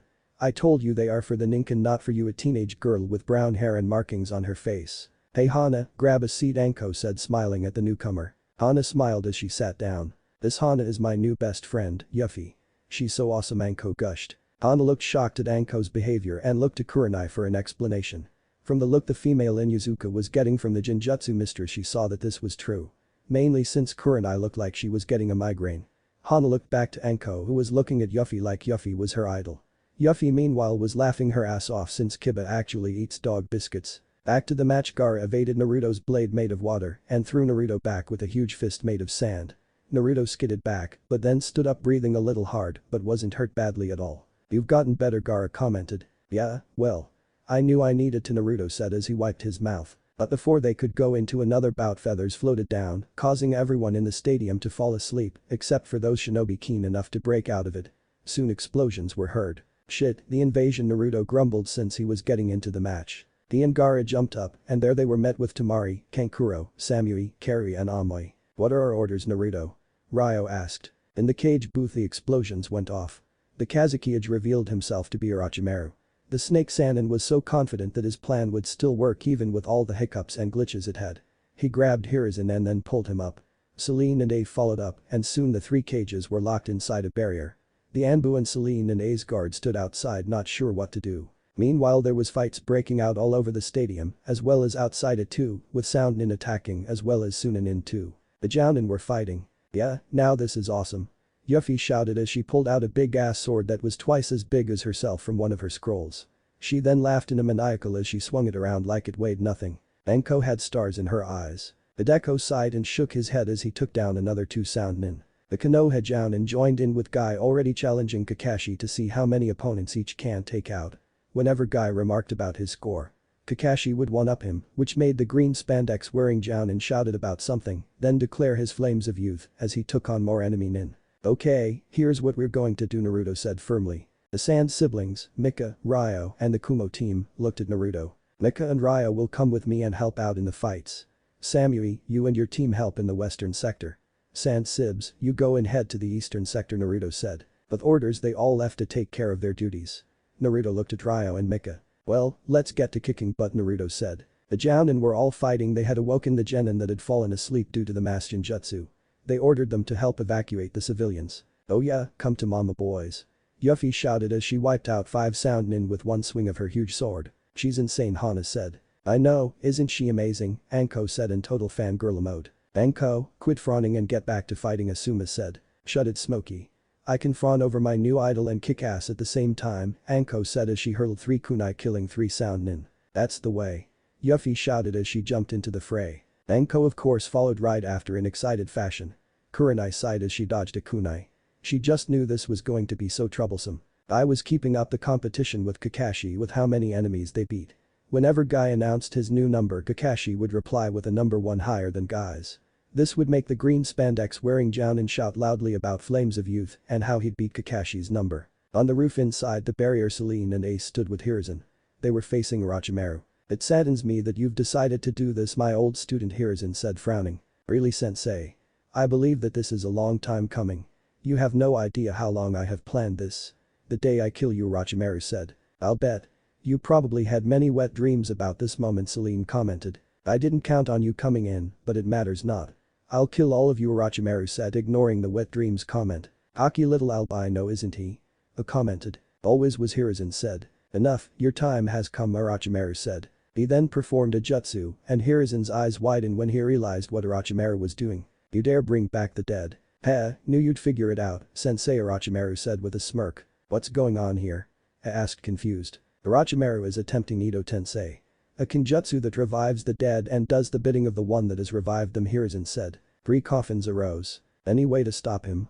Celine asked. Yes, we must destroy those coffins before he can finish, Hiruzen said. That's all, Celine said, like she expected there to be something more to it. This made Hiruzen and A look at her. Celine then flipped her hair back and pulled out 3 kunes and then hurled all 3, hitting each coffin dead center. Now for the magic word, Celine said. This not only confused A and Hiruzen, but Orochimaru too. Celine said with a smirk. The 3 coffins exploded into shards of wood that rained down. This of course shocked everyone who had seen the sight. The explosions were so loud that everyone would have a ringing in their ears for a while. What the hell was that? He asked as his ears were slightly ringing from the explosions. I told you Naruto improved exploding tags. The ones I used were a special kind. Kunes with built-in exploding seals. No need to wrap a tag on a kunai, Celine said, unaffected at all by the blasts. But that powerful? Hiruzen asked as he put a finger in his ear hoping to stop the ringing. Yup, those were the 250x, Celine chirped. Orochimaru's shock turned into rage of how easily his plan was thwarted. You'll be the first I kill, he said as he charged at Celine. Outside the barrier, Crow and Zabuza looked at what happened and nodded. They pulled out their kunes and then moved to opposite sides of the barrier. They hurled their kunes and said the magic words as soon as the kunai hit their marks. 4 simultaneous explosions occurred, dropping the barrier. Well, what the hell are you waiting for? Zabuza asked to the shocked Anbu. Naruto, Mika and Ryo were fighting off Suna and Sound Shinobi. Naruto sensed an attack from his back and ducked just in time. He turned to find Sasuke staring him down with his Sharingan active. What the hell, Uchiha? Naruto shouted. I've waited long enough. You will fight me now, Uzumaki, Sasuke said with great malice. Damn it, Uchiha, we're in the middle of fighting an invasion here. It's not time to get all emo like Naruto said. Sasuke then charged in to attack Naruto and Ryo dashed in and kicked Sasuke aside. Use your head, Uchiha. Now is not the time, Ryo said. Out of my way. I will not have you interfere, Sasuke said. Ryo looked ready to fight. Stand down, Ryo. If this idiot wants to fight me I will, Naruto said with a sigh. Naruto, Mika began. No way around it, Mika, but make sure you record everything, Naruto said. Mika nodded and used a few kage bushin, and those clones spread out and set up seals that would record everything. What also helped was that the 3 of them cleared out this area, so they had no enemies around disturbing them at the moment. Okay, Uchiha. You want to fight, let's fight, Naruto said, shifting his stance, getting ready for whatever Sasuke had planned. Sasuke grinned with maniacal glee. Back on the rooftop, Anbu, Crow, Zabuza, B and Yujito, who were A's guards, began helping their leaders fight off Orochimaru. The Snake Sannin was very unhappy how all of his plans had been ruined. The 4 that held the barrier somehow survived and they were helping fend off attacks from their leader. But they were all injured from the blasts they were caught in and couldn't fight at full strength. Orochimaru was having a lot of trouble trying to fight 3 cage-level shinobi and Kunoichi. He evaded A and Hiruzen, but that landed him with Celine. Celine pulled out 2 seals and slapped them on Orochimaru's arms. She then activated them and a sharp searing pain ran up and down the Snake Sannin's arms. My arms, what have you done? Orochimaru hissed painfully. This stopped some of the fighting as Celine stepped back looking quite smug. I incapacitated your arms. You'll no longer be able to perform any jutsu ever again. And no kind of medical jutsu will help you, she said. The seals Celine used were ones she had created her own and were the only ones ever made. She created these seals as an experiment and had tried them on a prisoner Northwest had and they worked, but this was the first time she actually used them in a fight. The seals though were very hard to do and would be labeled as SS Kenjutsu due how dangerous they were. Orochimaru's arm hung dead at his sides. A black liquid was dripping from his unmovable fingers. Curse you all. You'll rue the day you've messed with me, the great Snake Sannin, Orochimaru hissed. My goodness, can you be any more melodramatic, Celine said. Orochimaru hissed as he glared at Celine one more time, then took his leave. The 4 shinobi with him followed suit. Well, now that's taken care of, let's get back to helping clear out the pest, Celine said. He nodded and grinned as he cracked his knuckles. He knew this wasn't really his fight, but it's been a long time since he's had a good workout. Hiruzen was pleased he was able to get out of this fight alive. This fight had taught him several vital things about himself that he'd need to contemplate later. He needed to focus on pushing out the invaders from his village. Kakashi and his fellow Jounin were driving back the invading forces, with Yuffie and Anko taking down all their opponents with glee. Hideko then sensed something and frowned. "I need to check on Naruto and my team," he said. "Wait, I'm coming with you," Yuffie said. The rest of the Jounin followed since they had nothing else to do. They cleared out all enemies within their sight. They followed Hideko till they found his team and Sasuke. "What the hell is going on here?" Yuffie asked. The Uchiha went and attacked Naruto and made Naruto fight him. "We tried to stop him, but Naruto ordered me to stand down," Ryo said. "Why?" Kurenai asked. "Naruto knows what he's doing," Mika sighed. "Doesn't sound like you've got that much confidence in the brat," Anko commented. "I have all the confidence in the world in Naruto. It's just the timing," Mika said. "Yes, right in the middle of an invasion," Ryo said with a nod. More sound and soon Nin came in and Ryo moved in so they wouldn't interfere with Naruto's fight. "Shouldn't we stop them?" Kurenai asked. "Not going to help. The Uchiha is hell-bent in fighting Naruto and nothing is going to stop him. If we stop then he'll end up trying to kill Naruto when Naruto's back is turned and I sure as hell not going to let that happen," Mika said as she hurled a couple senbon at some sound Nin, incapacitating them. "Got that right, brat. No Uzumaki has ever died on my watch and I sure as well not going to let that trend to begin," Yuffie said. The Konoha Jounin weren't sure what to do really. Sasuke was trying to get through Naruto's defenses, but no matter how many angles he tried he couldn't.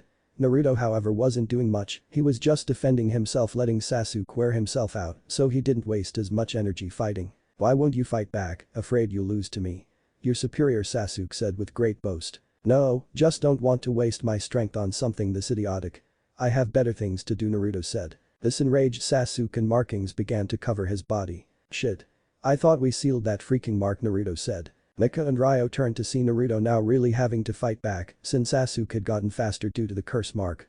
They realized that whatever Naruto had said to Sasuke had triggered the mark to activate. "Shit, we've got to stop this now," Anko said watching the fight. "No, Naruto can handle it," Hideko said though he did want to step in and end the fight. He had to trust that Naruto would end things before they got too out of hand. "Are you sure?" Kurenai asked worriedly. "Yes, Naruto can handle it though I am going to chew his ass out for being stupid enough to agree to this," Yuffie said. Anko though wanted to jump in, but when she felt another spike of chakra she turned as did everyone else.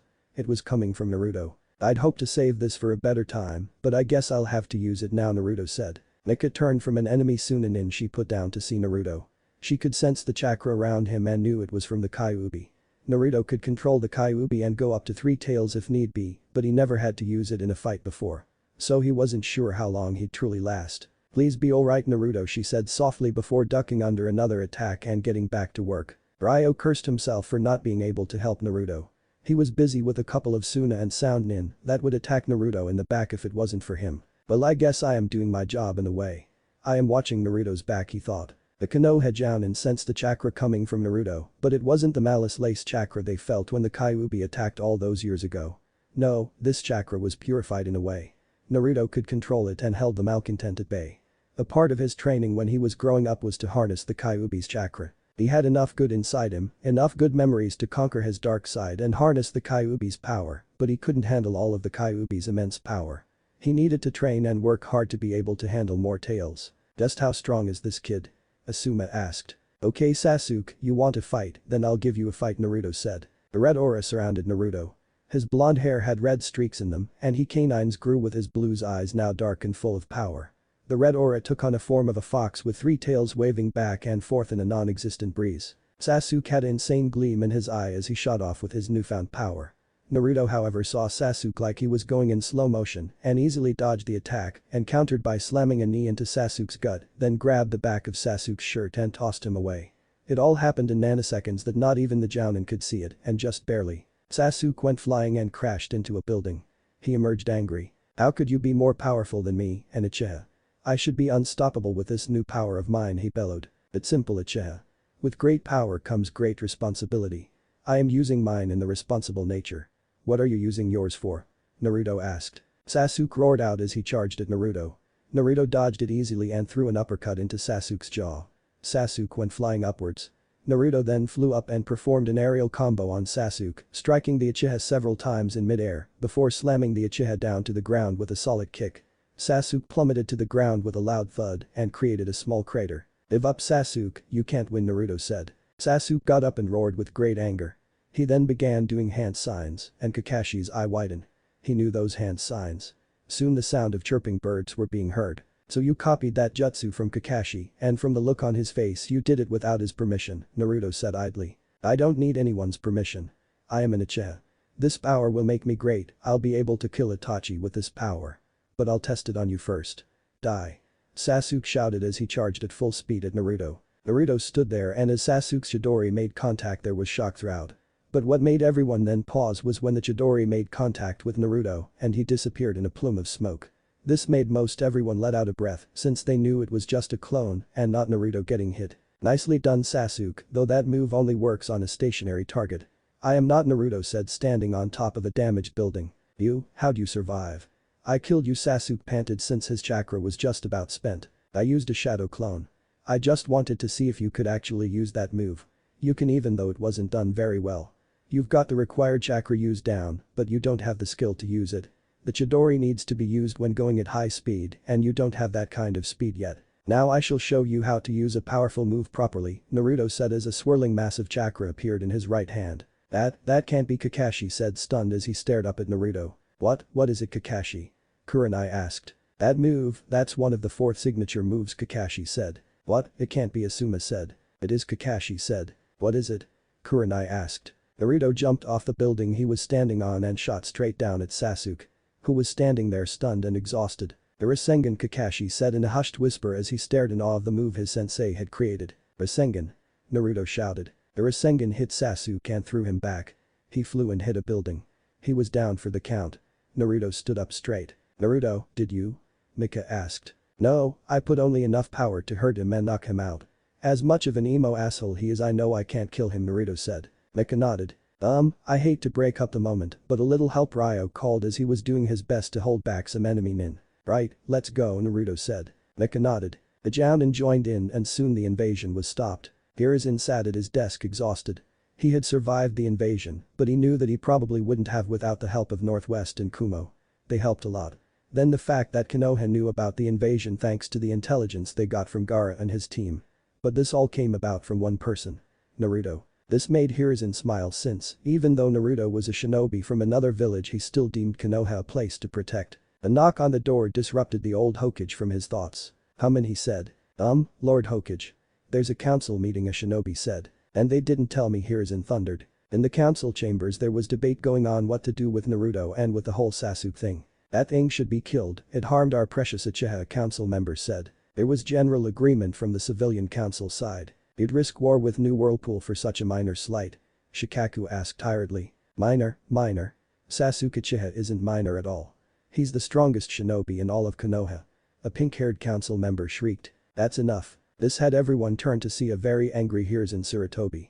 He moved and sat down in his seat. I was unaware of any council meeting he said glaring at the civilian council side of the room. We were just discussing what to do with the brat that harmed the Uchiha council members said. Simple, we do nothing Hiruzen said. This caused a big ruckus. Hiruzen poured out a huge amount of kai to silence everyone, mainly the civilian side. We do nothing because Naruto Uzumaki is connected.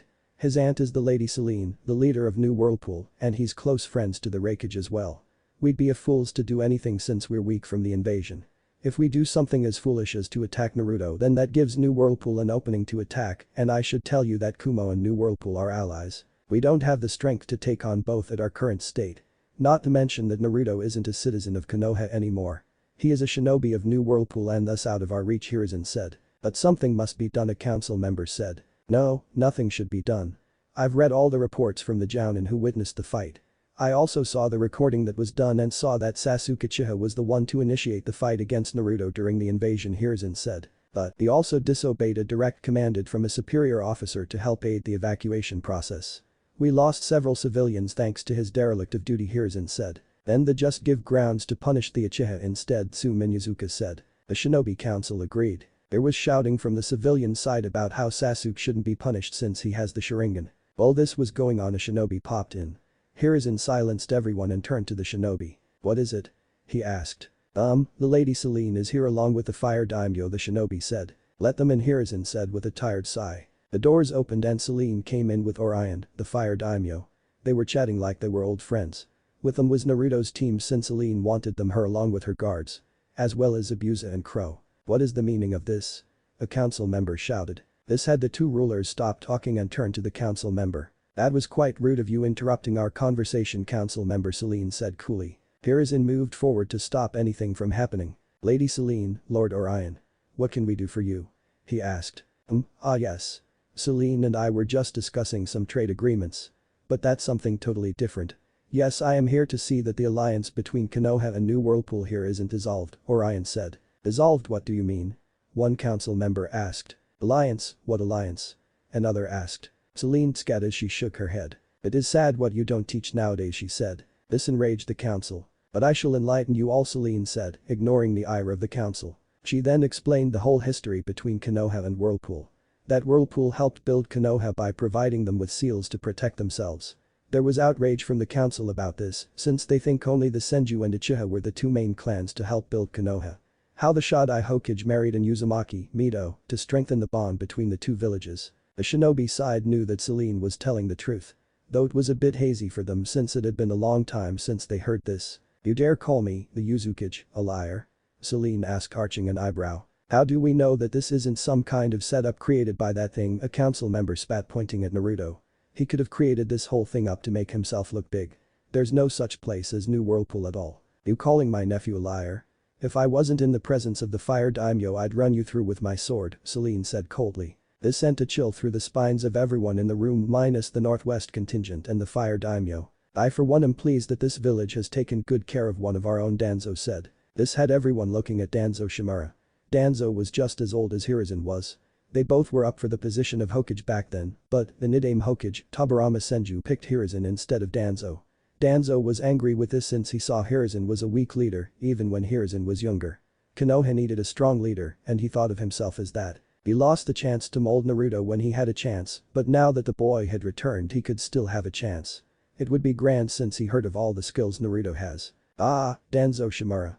I'm surprised you crawled out from under the rat-filled root cellar you live in to join us, Celine said. Danzo just ignored this. And with that, I believe that New Whirlpool should return Naruto since he does belong to Konoha in the first place, the old warhawk said. I don't think so, Celine said firmly. Oh, and why's that? Danzo asked. Simple. Naruto is one of the last of the pure Uzumaki line, and if he belongs anywhere then he belongs in his place of his birth. Whirlpooler, in this case New Whirlpool, where his family is, Celine said. Danzo opened his mouth to speak, but was cut off. Also the fact that Naruto was labeled an orphan by this village, thus meaning that he was in no one's custody. This allows him to call anywhere he wants home. He has called New Whirlpool home and there's nothing you can do about. Plus the fact that he's one of my shinobi. I will fight you in this village tooth and nail before you even get Naruto, Celine said, glaring right at Danzo. Danzo stared right back, thinking that he could get some of his rude agents to follow the Northwest contingent and then ambush slaughter them all and snatch Naruto away, then he could brainwash Naruto like he had wanted to. Plus it would help to know where exactly Northwest was since he had never heard of it through his networks. Lady Celine is correct. I have looked over all the paperwork and it is all valid. Naruto Uzumaki is a shinobi of New Whirlpool and nothing can change that. He's made his choice, Orion said, speaking for the first time. There was silence. The civilian side was happy that Naruto would not be in their village to taint it. The shinobi side weren't as happy since they've heard many reports and saw Naruto in action and wanted Naruto in their village. Mainly they knew how strong Naruto was and it would be a boon to have such a young, strong and talented shinobi in their ranks. But we didn't come in here to discuss Naruto. We're here to save the treaty between Whirlpool and Konoha, Orion said. Yes, now about that. One of your shinobi, Sasuke Uchiha, decided to attack Naruto while he was helping defend your village from the invasion, Celine said. Lord Uchiha would never do such a thing. A civilian council member shouted. Celine glared at the council member and it froze their blood. I'd like that you won't interrupt me when I am speaking. You will have your turn to shout belligerent things later when I am done, Celine said coolly. Orion covered his chuckle with a cough into his sleeve. The shinobi side did their best to cover their smiles and laughs, as did Hiruzen. As I was saying, Genin Uchiha attacked Naruto without cause and in the middle of the invasion. Naruto was risking his life to defend your village only because we are allies. Genin Uchiha attacked Naruto and had even tried to use a deadly jutsu on him, Celine said. What jutsu was it? Shibi Aburam asked. The Chidori, Celine said. There were murmurs in the shinobi section. They knew that the Chidori was an assassination jutsu and was only used to kill. I will also add that Genin Uchiha had copied this from Jounin Haddock without his approval. I don't know how things are done in Konoha nowadays, but I thought copying a fellow shinobi's jutsu without permission is quite rude and frowned upon, Celine said. Lord Uchiha has the right to do whatever he pleases, a civilian council member said. And I guess that brings me to this point, though it's not really on topic. Genin Uchiha isn't a lord at all. He isn't even heir apparent, since the true heir Itachi Uchiha was never stripped of his title or position. Itachi is still the heir to the Uchiha clan, not Sasuke, Celine said. There was seething and hissing at this as Celine got glares from the civilian side, but Celine ignored them like the gnats they are. It was true though, Itachi was never removed from the line of succession in the Uchiha clan. So that still made him heir to the Uchiha clan in Konoha, even though Hiri started the Uchiha clan in Northwest. It's all very complicated, but that's where things stand for now, until Itachi does something like hand over the Konoha Uchiha clan head title to Sasuke, which he has no plans of doing. Itachi at the moment was still thinking about his options. But back to topic. I want punishment for Genin Uchiha for not only attacking one of my shinobi, but also an attempted use of an assassination jutsu on him, Celine said. An attempted use? Hiashi Hyuga asked. Yes, though Genin Uchiha knew the jutsu, he didn't have all the control to use it, nor the right skills either. If some of you remember that even though the Sharingan can copy a jutsu, it doesn't mean they can use it like the originator. They have to train with the jutsu to get familiar with it to be able to use it properly. Though without the efficiency of the originator, Celine said. You seem to know a lot about the Sharingan, Shikaku Nara commented. I do, Celine said. But back to the punishment. The shinobi side knew they wouldn't get anything else out of Celine, though they were curious as to how she knew so much about the Sharingan. Sasuke Uchiha will get 2 days of D rank missions, a civilian council member said. I must be mistaken that it's the Hokage that has the power to punish shinobi. I didn't realize he gave that power over to the civilian side of the council, Celine said. Lady Celine, you aren't mistaken. The Hokage still has that power. The civilian council has no power or control over my shinobi at all. I will punish Genin Uchiha, Hiruzen said. Celine tilted her head. I leave the decision of how you punish Genin Uchiha in your hands. I know you'll be fair and just, she said. There were glares from the civilian side. But Celine ignored them. Well, I believe this has been quite a busy meeting. I wish the same could be said for my meetings I have at the capital, Orion said, joking at the end. The Ashi Hyuga had a plan. He's had a plan since he saw Naruto in the finals. He may come off cold and uncaring to his eldest daughter, Hinata. But he cared for her greatly since Hinata reminded him of his wife, Hinata's mother, in so many ways. He knew the plans of his very own council. They planned to put the cursed bird seal on Hinata since the council thought she was too weak to be the clan head. Hiashi wants to remove this move, and there was one way to do that. He'd need to talk to the Uzukage though. Lady Celine, Hiashi said. Yes, Lord Hyuga, Celine said. I would like to talk to you if I could, Hiashi said. Very well, Celine said. She and Hiashi left with Zabuza and Crow following Celine. This left Naruto's team. Well, what should we do now? Naruto asked. Not sure, the original plan was to leave after getting this settled. But that's out the window, Ryo said. Let's just wander around, Mika said. Sounds good, Naruto said. So the three walked around the village watching it getting rebuilt after the invasion. So Naruto, has those wounds healed? Mika asked. Yeah, they have, Naruto said with a nod. Mika was so happy that Naruto's wounds that this village has caused Naruto had healed. Now Naruto can truly move on with his life. What are you doing here? Naruto's team turned to see the pink-haired girl, Sakura. We're here still since Lady Celine is still, Ryo said. You hurt Sasuke. Sakura screeched, pointing at Naruto. I only hurt him because he was trying to kill me. What do you expected me to do, just let him kill me? Naruto asked. Sakura was quite angry after hearing how Sasuke was hurt. She wasn't about to take it and she pulled out a kunai and charged at Naruto, but before she could even get close to him she was nabbed.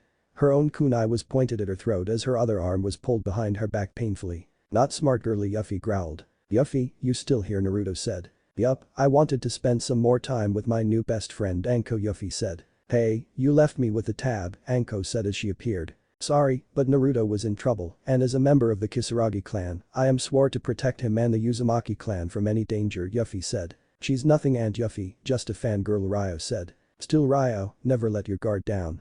It could be just a ruse, Yuffie said. I know, Aunt Yuffie, but she really is a fangirl, Ryo said. That explains how easy it is to take her down. No real Kunoichi could be this weak, Yuffie said as she released Sakura. Sakura glared at Yuffie. You attacked a Konoha shinobi. I am going to arrest you, she said. I didn't attack you. I just put you in a simple hold that any real genin could get out of. Besides, I did it in protection of Naruto Uzumaki, who is the nephew of the Lady Celine, the Uzukage of New Whirlpool. And as for you arresting me, come on, I had you in a hold that any real Kunoichi could get out of, Yuffie said. Besides, I saw it and I saw nothing that would put Yuffie in the wrong, Anko said. Anko, you left and I had to pay for the food, again, Kurenai said as she appeared and looking unhappy. Ops, Anko said casually. What's going on here? Kurenai asked. After things were explained, Kurenai nodded. You could have caused an international incident, Haruno. I will have to tell your Jounin-sensei and the Hokage about this, Kurenai said, glaring at Sakura. But he heard Sasuke. Sakura whined, pointing at Naruto. He only did that since Sasuke Uchiha was attacking him without provocation. I was there and saw it, Kurenai said. Sakura pouted. Kurenai turned to Naruto's team. I hope this doesn't change your view of Konoha Shinobi. Not all of us are like that, she said. Of course not, Jounin, Naruto said, bowing his head. After the excitement, Naruto, Mika and Ryo walked around some more. Yuffie decided to shadow them just in case more trouble showed. Anko joined in since it seemed like fun.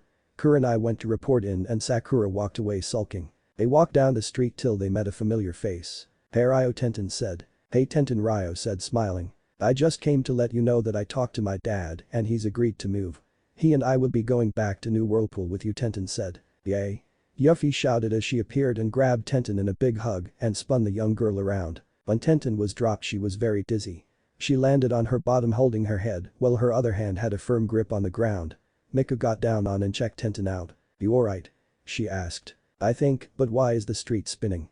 Tenten asked as closed her eyes to help stop the spinning. You'll be fine, just sit there till the spinning stops, Mika said. Tenten nodded. So you're leaving? Anko asked, pouting. Celine was sitting in Hiyashi's private office. Itachi and Zabuza were standing guard since that was their duty. What is it you like to talk to me about, Lord Hyuga? Celine asked. Yes, I wish to offer you a marriage contract between the Hyugas and New Whirlpool, Hiyashi said. Itachi and Zabuza looked at each other. Itachi was very curious as to why the Hyuga clan head would want such a thing. He wanted to warn Celine about the ulterior motives the Hyugas might have in proposing a marriage. But he knew his place and decided to see how Celine played this. I see, and why would you want that? Celine asked, cautious of what would be coming up. Hiyashi sighed tiredly. May I be honest here? He asked. Celine nodded. So Hiyashi told his tale about his oldest daughter Hinata and how his own council doesn't think Hinata is strong enough due to her gentle nature. He told Celine how he kept a cold facade around Hinata, though he truly loved his daughter and it hurt him to distance himself from her. He finally ended with how the Hyuga council plans on branding Hinata and placing her in the branch family and how he doesn't want that to happen to his daughter. I am asking you to consider this. For not only my sake, but my daughter's. I couldn't live with myself, Hiyashi said, trying not to break down. Celine listened to all of this and leaned back. She didn't want to make any decision about who Naruto can marry. She didn't want to be like that at all. But she could see the power shifts if she went through with this. She then thought some more since there could other political moves involved that Hiyashi might want to make, even though he sounded honest and sincere. Let's do this. Have your daughter Hinata come back with us as a diplomatic mission of sorts between the Hyuga and New Whirlpool. This would appease your council since they will think they'll have an inside track, Celine said. Hiyashi nodded, understanding this. I don't want to make any decision on this without Naruto's input. Naruto will be the one being married and I want him to be happy with who he chooses. Uzumakas rarely ever use marriage contracts at all, Celine said. Hiyashi just nodded again. This wasn't a sure thing, but a good step in the right direction. I'll do it, but I must ask if you have the strength to protect my daughter, the Hyuga clan head said. I do, Celine said. So after working out some details, the deal was set. All Hiyashi had to do was to find a way to talk the clan council into this. A couple days later, Hinata was with of the Northwest contingent. Naruto didn't know the real reason why Hinata was here since he was told it was just a diplomatic mission from the Hyugas. He was chatting with Mika as Ryo was talking to Tenten. Anko looked sad that Yuffie was leaving and was crying. Kurenai was there since she requested to go with Hinata to Northwest since Hinata was only a genin. Hiyashi allowed it since he didn't know who to trust in the Hyuga clan at the moment. Anko was sobbing as she hugged Yuffie goodbye. Kurenai just sighed as she watched her best friend. Celine was talking to Hiruzen and shaking his hand. Hideko was standing there waiting to leave along with Itachi and Zabuza. Alright, we shall take our leave, Celine said. They then left. On the road there was mostly quiet. Hinata didn't know what to say since she was very nervous being around all these new people. Though she knew Tenten since her cousin and Tenten were on the same team, she didn't know Tenten all too well. Besides, Tenten was very busy talking to Ryo. Then there was her Jounin-sensei Kurenai, but she wasn't sure what to really talk about with her at the moment. Hi there, Mika said. Hinata jumped and squeaked. Hi, she stuttered. You're quite nervous, Mika said, making Hinata burrow deeper in her shell. That's something that I need to break you out of, but I love a challenge. My name is Mika, by the way. Hinata Hyuga, Hinata said. The two shook hands. Tell me about yourself, Hinata, Mika said, smiling at the Hyuga heiress. Hinata felt her guard fall slightly as she talked to Mika. Kurenai saw this and smiled. She was happy that Hinata was making friends. Meanwhile, Naruto was walking with his hands behind his head. He watched Mika befriending Hinata and smiled. He'd have done it himself, but Mika thought she should do it since Hinata seemed skittish and Mika would be better to put Hinata at ease. Naruto agreed. So he was just watching. He then turned his attention to Ryo and Tenten. He knew the two were talking weapons. There was just that fervor in the air between them. He shook his head. "Hey Auntie Celine, what's going to happen when we get back?" Naruto asked, turning his head back to Celine. "Well, I need to make a few announcements and figure out if I should promote you to Chunin," Celine said. "You haven't decided on that yet?" Naruto asked, raising an eyebrow. Celine shrugged. "Had other things on my mind," she said. They all walked till they made camp. Itachi walked over to Zabuza. "You sensed them?" he asked. Zabuza nodded. "I did. About 5 of them. My guess they are low jounin," he said. "That's what I think too. Looks like Danzo doesn't waste any time," Itachi said. "No, so how do you want to do this?" Zabuza asked. "Yuffie and I can take care of it. Stay here and watch for any of them that might get by us," Itachi said. Zabuza nodded. Itachi made eye contact to Yuffie and they nodded. Yuffie sensed the 5 too. They left without a word.